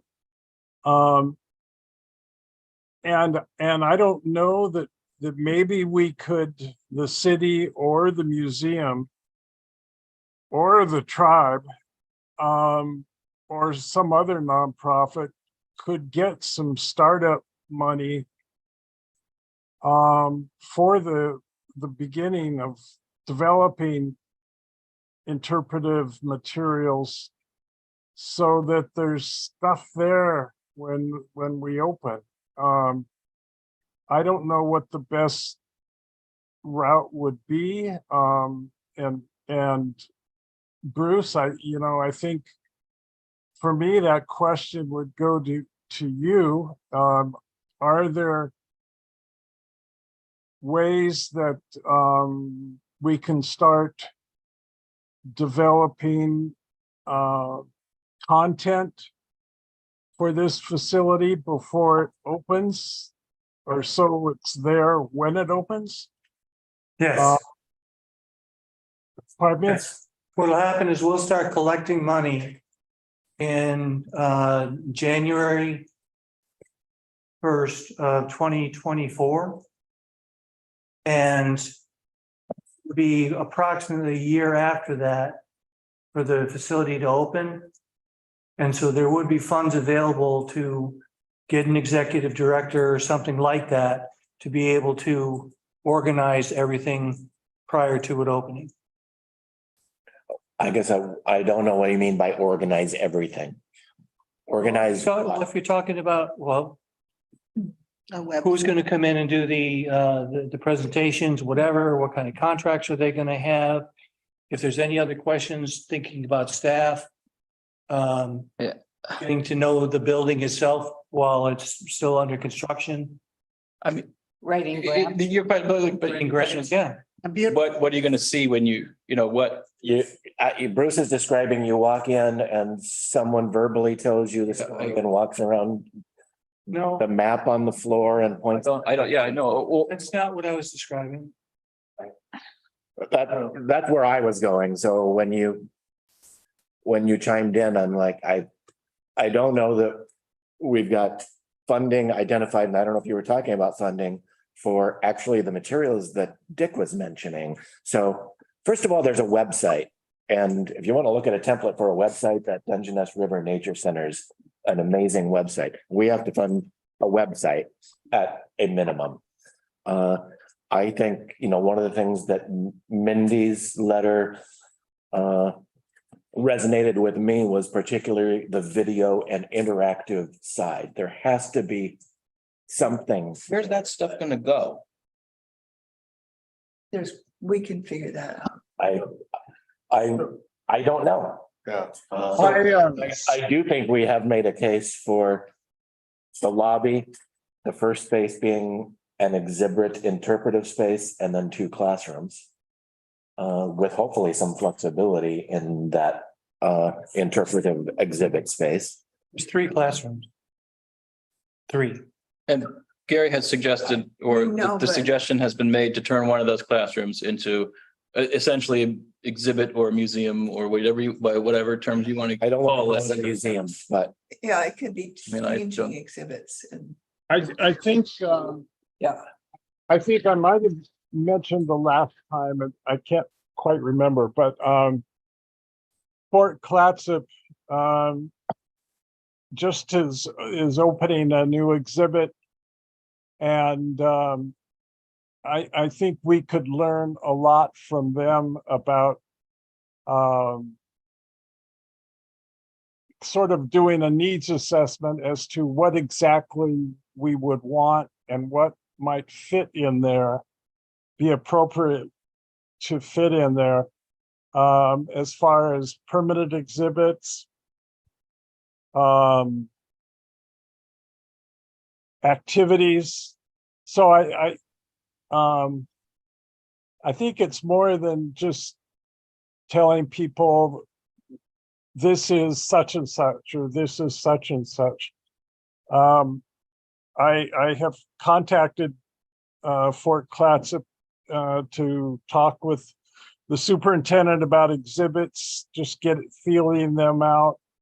So, I could see us working with them and getting assistance from them. seems to me like at a minimum, I think we've got enough information on the Indian village that there could easily be a scale model of the Indian village. And then your people can tell the story and point at it and tell why the Nakus people settled there and what their lifestyle was like. Do you picture that as a permanent? Probably, I mean, what do you, At least semi-permanent. It would be, you. I don't know. Yeah, you go to all that, yeah, I mean, like you go to all that trouble to make a good one. And that's the most essential story that you're telling at the space. But that Doesn't belong in a closet. that would be one thing, but I think the interactive, engaging video stuff needs to be part of what draws people. Well, People aren't gonna come just to Walk around. walk around a lobby. I'm saying. seeing a big disconnect here. And maybe I'm just looking at it because I'm kind of from a totally different point of view here. We've got a funding source, which is gonna start happening as soon as we start putting it in. And that'll go into it. And then we have a goal of some sort of exhibitions. We're missing who's creating the content. Nonprofit. Well, so No way that. With what budget? It's gonna make content for exhibits. and Find content. discussing content creation. And how we might map out what the overall curriculum looks like. And, at least some concepts, broad themes, and then start looking at the pieces from there that make sense to be either hands-on demonstrations or permanent exhibits or Well, multimodal. And, and we would really like, I'm speaking for Betty, but you can correct me. We would really like to gather the correct small group of people together and start fleshing out. I Story. continue where I was going. And this came from what Dick was saying, is what we need to focus on initially is what partners are we looking for? We go to Fort Clatsop and say, hey, have you guys got stuff you would like to present for a month in the summer at Cannon Beach? We go to state parks, we go to the whatever, we go to Umatilla, Audubon. find the Dungeness. We find ways to get other people to bring stuff to us. They have traveling exhibits. And that way we can start learning how it's done. And we can give ourselves the time it's gonna take to create the whatever our goal is. And that's gonna take years. A resource. I've done it. Excuse me, With that, excuse me, can I say something? Please. I think we can start pretty quickly to put together information on the landscape that we have here. For instance, one of the mandates of the city is to create curriculum or educational programming for the ECFR. We can start on that educational programming now. And we can tie it into what HRAP is doing. And we can do what Les is really interested in is the whole geology of this place. How our natural environment, how sensitive and beautiful it is, how the tribe lived here, what the tribe did when they were here, the kind of crafts they did, the kind of food they ate. We can then take that into the history of when the first people came here, that white people, if you want to call them that, and how they lived, mistakes that were made, and now how in the modern world, how we can restore what has been degraded. For instance, bringing back the salmon. That's one of the goals that we've been wanting to do, bringing back the beaver. How about ecotourism coming and having, like the Solve people came and helped us in our forest. What if we have ecotourism where we have people come and they spend time in Cannon Beach restoring salmon or restoring our forest? Those are things we can start writing up right now and looking for grants right now. And you're mainly talking about Everyone. educational programs, Yes, that a was, secondary use that's of right. the facility. That's right. And what I'm trying to get to is the primary use of the facility as interpretive, like going in and being able to tell the story of not Fort Plaza, not the Chinook in tribe, but site-specific culture that was there and be able to tell that story. and as Now, I love everything you're talking about, by the way. I think we should have videos on the ecology and, interactive things, but okay, I said enough, Andrew. No, I mean, yeah, I don't think it's, as Bruce mentioned, there's gonna be a pool of money for this. We know the subjects. You subcontract somebody out to make a video. It's not that difficult. Like you go to, like the History Center has a lot of this information. The tribe will fill in what it doesn't. Like, I don't see the. I didn't get that Bruce was talking about, there's a budget for creating the content, But that's what I took it. But we can start collecting TLT.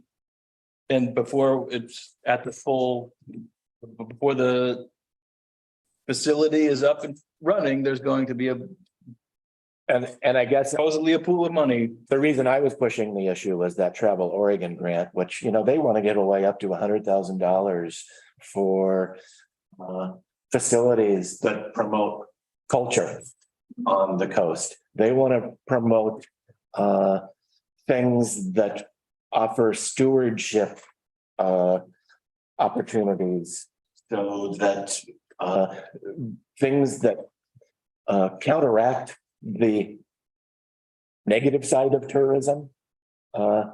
So, there's $100,000 that would need to be spent by October 2024.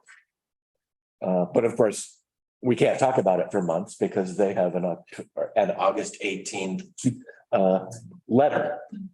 So we'd have to have some kind of agreement of what we wanted to have happen. And I don't know, maybe it's just impossible that organizations, cities don't move that fast. Is this a question? Just a question. Travel Oregon biennial strategic priorities. Biennial, does this mean it's every 2 years or twice a year? I never figured that out. So this covers the next 2 years. So it goes through October 2020. Covers next 2 years. But will they have another grant next year? I don't think they'll have it next year. It'll be a year. I think so. I could be wrong about that. I don't see, I read through this, I started trying to write it up. as a grant, and no way you're gonna get a good letter of introduction by August 18th. I think we could, but they want, They want the organization, we don't have an organization. Yeah, that's the So difficult- no, the city is a qualifying organization. The tribal partner is exactly what they want. No, it's not. Well, they want a federally recognized tribe. Right. And I don't know if But that means the partnership with the Siletz can be a benefit, but the city itself is qualifying. And they want like Mhm. 3,000 characters describing your project. So Yeah, I mean, like the way you put it to me, that sounds eminently doable. I don't, that could be written up in an evening, but you know, like. where I'm going. Then we have our wordsmith. ECFR is qualifiable, because they're a city, and so is HVAC. Yeah, HR. Write it up, turn it over to them, have them approve, say, we're done, we're gonna do it. And all I would need is a council saying, yes, let's go. But that's the time. That's, thank you for that. That's a thought. But see, that would then be an ECFR or a HVAC project. It's not this project. But I went through this. but I do believe that, the city is obviously qualifying for this. Yeah. And if it's just like a letter of kind of intent, We do want a budget, so it'd be like, okay, we want a website, we want to create 10 videos. We want a model of the Indian village. Well, that's done. that's a wrap. That's great. And we do qualify for every one of their strategies. Yes, Easily. yes, there are 4 different strategies. We qualify for all of them. Bruce has some concerns about it, but No, I've started the application process. Have you should tell us that at the beginning. I had my hand up. Yeah, his hands up, all right. can Barb and I participate in the You can have it. language? You can have it if you like. No, I just didn't want to step out of bounds because so far it's my idea that we should have some kind of model, that we should have some videos, that we need a website like Dungeness River Nature Center. I mean, the website's important. I do feel like we need education written for the ECFR. And that. But that's its maybe own they'll- thing. That's what? I always, That's not a. That's an ECFR. yeah, I know it is. but and that- I just, That's part of the, But you're talking about having that education about the ES down at Nakus. yeah, because that's a perfect place to have that Right. education. Yeah. It's the opening of the. But applying, You're gonna have to write that part. yeah, applying for the grant. I will. Uh, Yeah, I mean.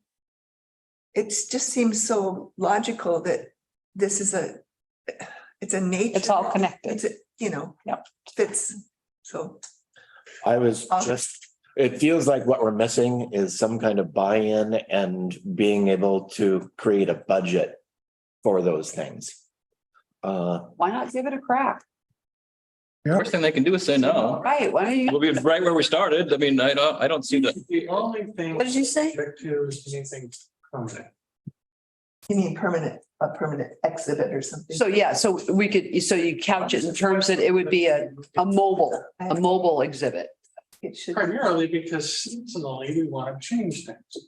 And that's, and there's all sorts of reasons to want to change things, even for 5 minutes, and then you bring it back in again. So it's Tribal- just this. I village model should be this. But I don't see a museum, Have a, but I that's, see I do. a model of the village as like, But we can, Okay. that part of and sure, maybe you can cart it away. Yeah, it has wheels, you know, I mean, All you gotta do is put wheels on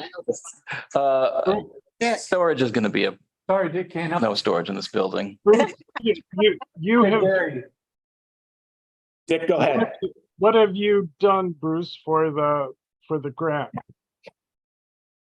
Trying to find somebody to talk to. The phone number that's at the bottom of the thing that Gary sent around is for a private sector company that helps people get grants. So, and I've emailed 2 of the people that are on the list or that talk about these are their specialties or whatever, but there are no phone numbers, anything like that. So you gotta start it with email. And in doing that, and I had the conversation with you, Dick, about what things we might try to go after. And that we might get some information from Fort Clatsop. But all the things that you're talking about, like the cost of a website, I can find out what the cost of a website is. You know, a really good one from Rusty and incorporate that kind of thing. That would be a But good. websites are not expensive in this day and age. Like they used to be. No, yeah, that's, Oh, actually, website is the best place to start, Yeah, because we would have that functioning, well before the thing's even open. But I also think the video production, which can be on the website, it can be in the facility, it Yeah, can be on the chamber site. It's That's part of the website. and environmental, the environmental issue, and then the tribal issue and Lewis and Clark issue, all of those could be fed into the website and, get it going, and then curriculum developed off of those things. I hate to see us focus too much on a website. We're building a $12 million building and giving people a reason to come here. There's a lot of information on the web, about these topics and more. When you're trying to compete on I went through this thought process with ATRAP. It's like, how much video about the oceans should we try to make when we're competing with the entire world? We need to be focused more on the physicality of the space. I'm saying website is what our location can do and does. That's what I was thinking. yeah. Andrew, Yeah, I agree with you. yours. And that doesn't, Dick, go. I agree with you 100%, but I see our website being like the seed to get things going before we have the building completed. I agree. And I would hope that at the same time, we would have things being developed for on the site, hands-on. So, but I think it's a balance. Like, I think that's what the issue is. Now, I'd like to see 10 3-minute videos myself.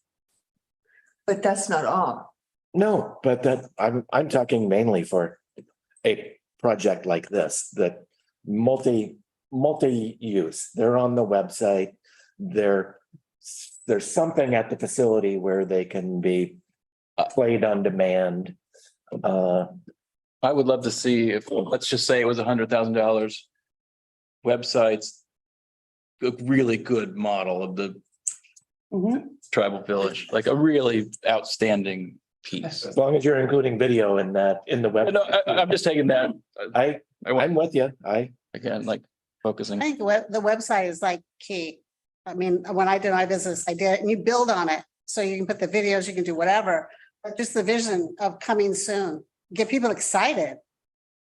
Yeah, see what I'm thinking is you do a website with I wouldn't go 3 minutes, I'd go like 1.5 video that leads you to the 10-minute video that's at the site. Oh, good idea. So Those decisions should be made by experts in those fields. Well, that's part of what I related to Cindy's comments is she's involved in that. She knows that TikTok Really. age, people want that. But this stage of the project, one of the things that really start first is getting that foundation website developed. It doesn't have to have all the content. It has to have to put content into. So and the development of the website is challenging. It's expensive. No, as someone, it's not in the year 2023, as somebody who makes websites, it's remarkable. I had one. I could have a shell done by tomorrow morning, like Yeah. not It hard. don't have to be expensive. Actually, that's the easy part. Yeah. Ask the other facilities how much it costs them to upgrade. I'd like to know what Dungeness River spent on theirs, because I think their website is. Oh, take a look at Forestry Center's website. Oh, it's outstanding. It's really good. Now you We've know. already swiped some stuff out from our business. It's so good. When I did my website, there's all sorts of price ranges out there. And you gotta be really careful. You can get somebody to say, oh, $24,000, or you can get somebody that says $2,000, and it can be good enough until you, then you can change and build with it. So you have to really shop around for that. And it's building the content also. Yeah, So getting the content, you can do that very inexpensively. So Bruce You do that, Andrew? You do websites? had some experience with Travel Oregon. And I know what they're looking for, and I think I can help. Okay, good. So, just so there was a lot of energy around a model of the village. And I get that back. And I presume we're talking about a scale model of the village that you have to move around or store. Why don't you talk to the people at CETA? You've seen the really cool electronic 3D stuff that they've made. I mean, maybe it doesn't replace a physical model, but I personally love those kind of things, and they're so interactive. Yeah. You can walk, you can go through and look at the village from different perspectives. There's a better group to draw from. That's model railroaders. There's a big club up in Long Beach. There's a lot of them around, and those guys know how to build Models. models. I know there are You know- experts out there. Yeah, so that's if you want a physical model. There are What- other versions that are interestingly new. There's a historical site over in Richmond, where you do a VR thing, and it is unbelievable. There's also a way to do it on your phone, where you walk out onto the grounds, look at your phone, and you can see the buildings that were there. Those are really complex and challenging. Wouldn't that be great though, if you had that and you could do that as you walk the ground physically and hold that up and see what was there? So those are things to look into. I mean, I'm not saying I want to do that. I'm just saying those are things. Yeah, yeah.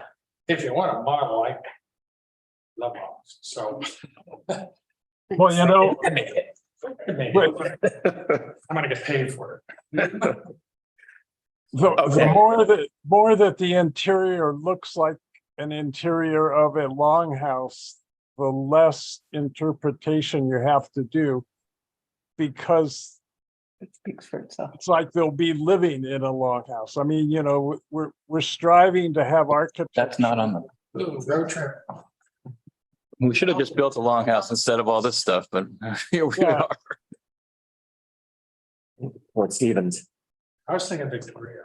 7:30.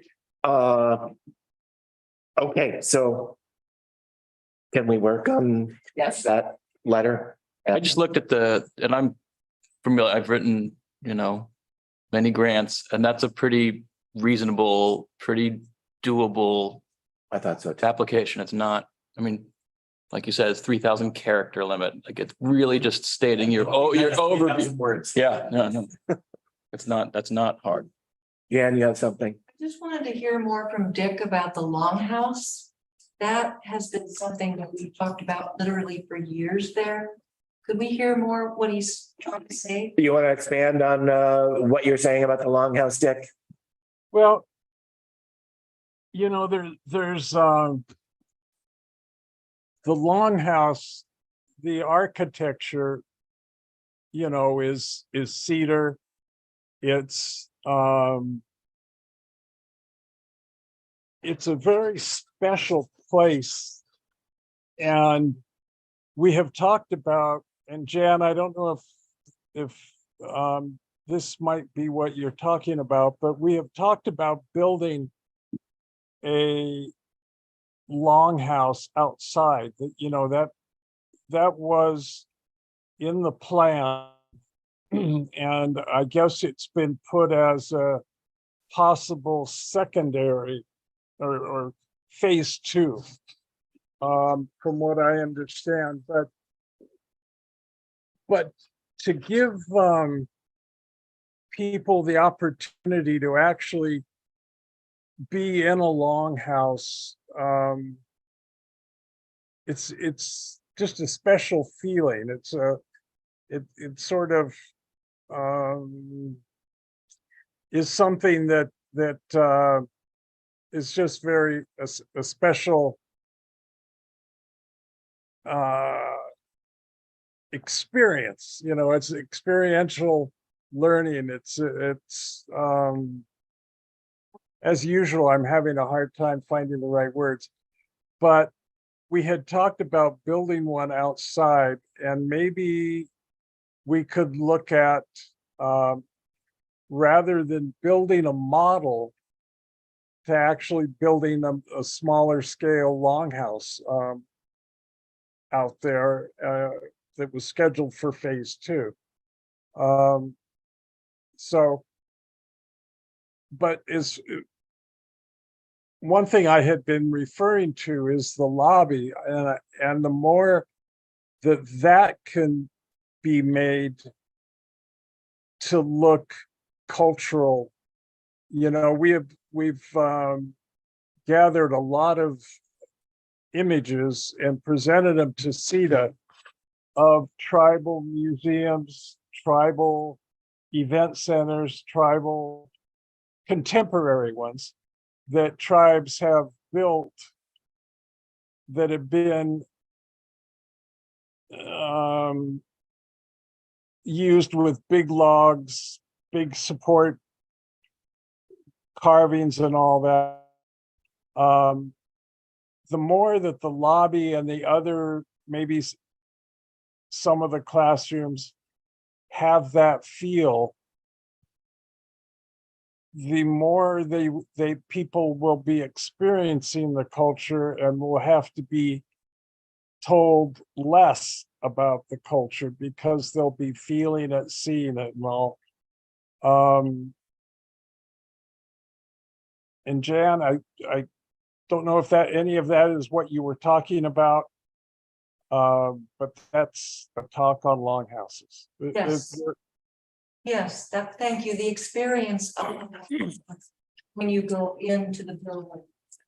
Okay, thank you. You know, some of the things we've talked about, I feel like does need to be communicated to CETA. I think, you know, it feels like we've talked about some of it. Are we going to have 2 classrooms and an exhibition space? Or are we going to have 3 classrooms? You have 3 spaces. Okay. 3 spaces of about 1,000 square feet. There is consideration to split, having 2 of them have a movable wall between.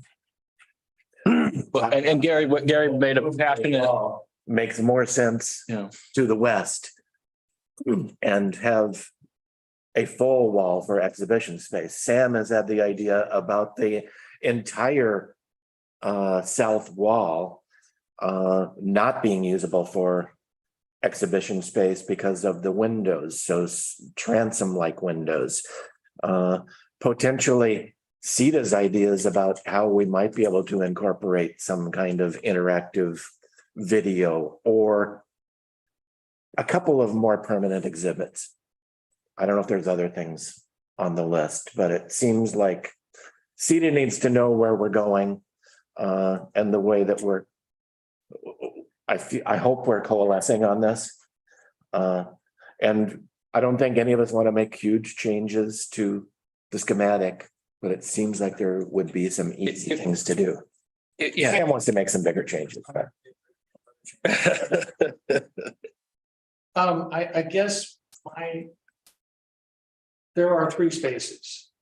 The best thing about those spaces is the flexibility of 3 spaces. As soon as you start making more and more additions to what the space does, you limit the flexibility of the space. You limit the use and capability of the space. So having a space so that you can move in a really good summer-long display is great. Then you can move it out, move in something else. But as soon as it starts getting a feel of something that it's not, it gets harder to use for other things. So that's just kind of a general design rule of space use. Does anybody here think we would need 3 classrooms and use simultaneously? No. I think eventually it would be handy. But again, I know for sure one's gonna be used mostly for storage most of the time. Oh, I don't think Because so. that's the way things happen around here. You just get more stuff than anything else. Well, Bruce, do you have anything you want to say about making a few general recommendations to CETA about schematic changes that might make sense? You can make recommendations to council and council may decide on what they recommend to CETA. Okay, But again, that are, Are they gonna have a space? that's not Other councils. doing on this. They'll have a represent, because they talked about girls. that's what I hear. I mean, it does speak to I think what you're fundamentally saying is like, if you're gonna, there needs to be stuff, if you're gonna walk in there, if it's gonna be open, there's gotta be something. Right. Like the lobby's not cutting it. And I mean, I get what Sam's saying about that first classroom space being flexible, but it's less flexible if it's got a folding wall. No, I agree with that. I would give Okay. a folding wall totally. I don't. You wouldn't have a folding wall at all? No, I don't Oh. think that's necessary. I would connect the rooms, so you have connectability there internally. But not a folding wall. I've thought about that for a long time. That was one of the original ideas, was so that we could have a medium-sized space. But it doesn't sound like there's any sort of medium-sized use that we're running into. I would say that personally, if we were to keep it where it is, use the end classroom, because it's the most remote, or any sort of exhibition. It doesn't have to be connected to the lobby. no. Then you gotta police a lot more Because space. If you, yeah, I think it should be right next to the, And then you're potentially blocking off a classroom too. yeah. Now, what if you got something else going on in the gym? The logistics of the way it's designed is not good. That's why I have such trouble with the way the floor plan is designed. That's aside, that's my problem with CETA. The thing is how do we use what we've got? Yeah, As flexibly as possible. The lobby itself is a nice flexible space and it's soft, it's large, it's larger than any other classrooms. Is it? Yeah, The lobby's about as big as this space. The classrooms are a little bit smaller, about 200 square feet less. I think generally, but also being able to move stuff around, that's the. yeah, and again, it's not my intention to create a museum with lots of permanent exhibits. I think there's a few things that are foundational, but we should wrap this up. Should we set another meeting now so that we can take these recommendations to full council and see if they want us to move forward as a steering committee or and we can essentially have that first meeting on the books?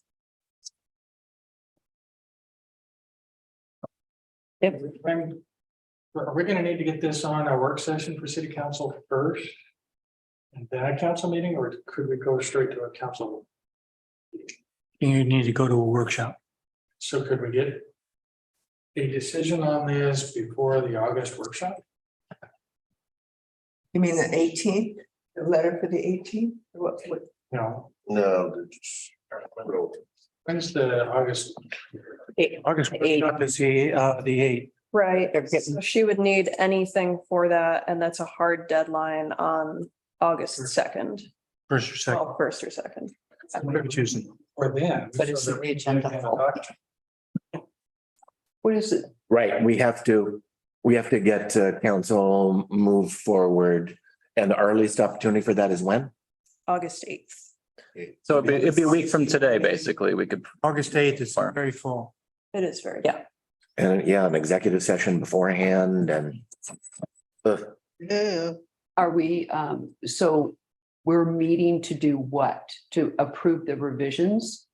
I thought we It approved. would be our first steering committee meeting. Oh, it would be a first steering committee meeting. So we have, okay, so we have the document that you're talking about. The We have document to is, approve the document. we still haven't talked about yeah, restrictions. we have approved everything. Okay.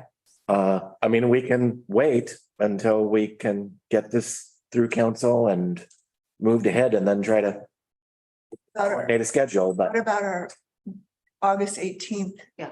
Thoughts? That's for the, grant. February. I know, but That's a different project. Mhm. I think we're gonna Yeah. team up on that. That's happening in, okay. so. But is there, so we have to look after the 8th at a time that council can look at this and give us direction? We can try to put it on the 8th. I'm just saying it's just quite. Yeah, I don't wanna, It's huge. yeah, I don't wanna mess. with that. There's not an agenda. up. How about the regular meeting? No, but we have a, As a workshop component. First, What is, oh, figure it out, find out. it means it goes out like tomorrow. Never mind. I was thinking awkward. I would suggest that you have another meeting so that you can. I don't know Right. how close you are on all these things. But I think that you all ought to go in unanimous, as close as possible to what it says, what I you're. think we've got every research and advice thing that we were tasked with done. No, we haven't, I don't want to sit here and try to move to the next step. I don't know. Are there things that we want to talk about before? What do you want? we haven't just had the restrictions discussion yet. Nobody wants to have it, but we need to have it. And the attorneys don't want to have it. That's not, I'm not talking about that. What are you talking I'm about? talking about what kinds of things are we not comfortable happening there? Let's not have death and murder on the property. Let's not have, The drunk. Thank you. not have, Thank you so much. well, it just is, if it's late, we've had a long meeting and I'm not suggesting we have a it. suggestion would be really helpful to move things along. No, that's not, On your part, a concrete suggestion would be really helpful. as to what? You're asking the question, He's suggesting another meeting, another meeting to discuss what? more Restrictions. What are the restrictions? I think you very well know. No, I do not. What are we not comfortable happening there? I just threw out one. What are you not comfortable having there? Weddings, Wedding, overly corporatized rentals, as in tourist activities from hotels? Is that a problem? Yeah. The TLT would then dismiss this entirely. and also, what kind of restrictions about timing, time of day, time of year? Exacerbating a already full town that we all experienced this last weekend? We've already put those parameters into place. We haven't. Yeah, we said Caesar. You're trying to end run around my not wanting to do weddings. I'm trying to absolutely disagree with you on weddings, for sure, on the premise and on the feasibility and on the practicality. So Okay. I completely disagree with you on that, but that's not the point. The point is, I think we have completed our use and we voted on it, and I think we should move to take and it. I think we should save that conversation. And I vote to take it to council. And then have the steering committee. Steering committee, committees, they can And define. then let's duke it out. They can contract, they can define, they can take it, however complicated they want to make it. I'm looking forward to that conversation. I just don't want to have it before we get some Because kind of a go ahead from. we could go to council and they could say, that's not what we wanted at all. Mhm. That happened. You never know. But since weddings aren't in the use, I don't think anybody's going to have a problem with the use that we have voted on. The way it's written. The way that it's written, there's no problem, which we voted. So is there a council meeting? We can do this. We could find one. It sounds like it's going to be in-depth enough that we should probably do it as standalone. And the 15th? I don't know about, is the room available and No, we have something scheduled. I've got it on my We calendar. have a meeting hold in case Well, there you go. Roberts gets continued. Mhm. So we would then be hearing more of that on the 15th. And I don't know that we want to double. Know whether or not Roberts is continued until right up to that. Yeah, So we're saving it for that. yeah. Ongoing. Oh, yeah, that's what I've got. And the 22nd, It's the same thing. that's more Roberts. Mm. Yeah, Yeah, I would suggest we plan for September meeting. For a September meeting. Yeah, because not knowing what's going to happen with the Roberts case. You mean, That's a you time mean frame. taking it to council in September? the 5th, then September Yeah, month. 5th. I mean, really, we were supposed to report back sometime By in September, right? Yeah, by September. So that, I mean, that's, So you're talking about the 5th or something like that? can we get it on the agenda for September 5 then? That gets more, that's more of a agenda. But it's a regular meeting. Do you want to do it on the 12th? So you got it at a workshop? Oh, sure, we don't have anything scheduled on the 12th. Let's schedule something. If it's on a workshop, you can't vote on it. So that means it's another month before you vote on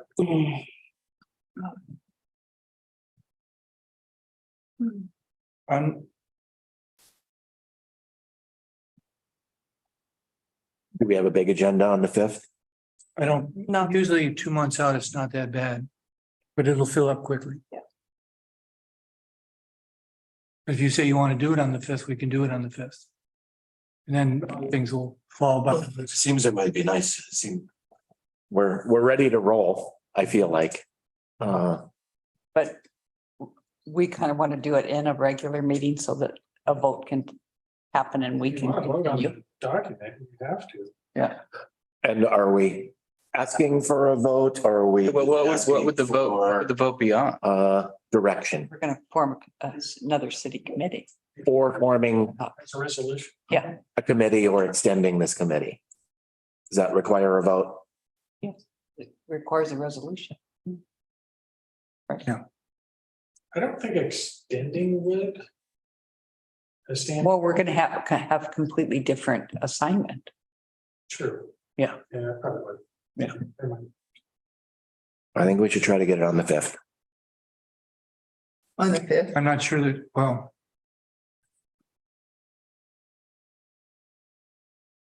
We would have to have the resolution written in advance of what it is that the council is going to decide, which is not always easy. I have another idea. On your regular meeting in August, which was during the good of the order, ask the council if they want to have a special meeting or not. That way the council is there to decide all of them. And then if not, we go to the September. I was wondering about that too. Good. Is that reasonable too? It's going to be Jennifer contacting y'all saying, can you give us another date? Well, no, I think by doing it during good of the order, we have our calendars with us and we determine. Right. Date at the, Possibly. yeah, It's the council's decision, not right, ours. right. But that, we've done that in the past already.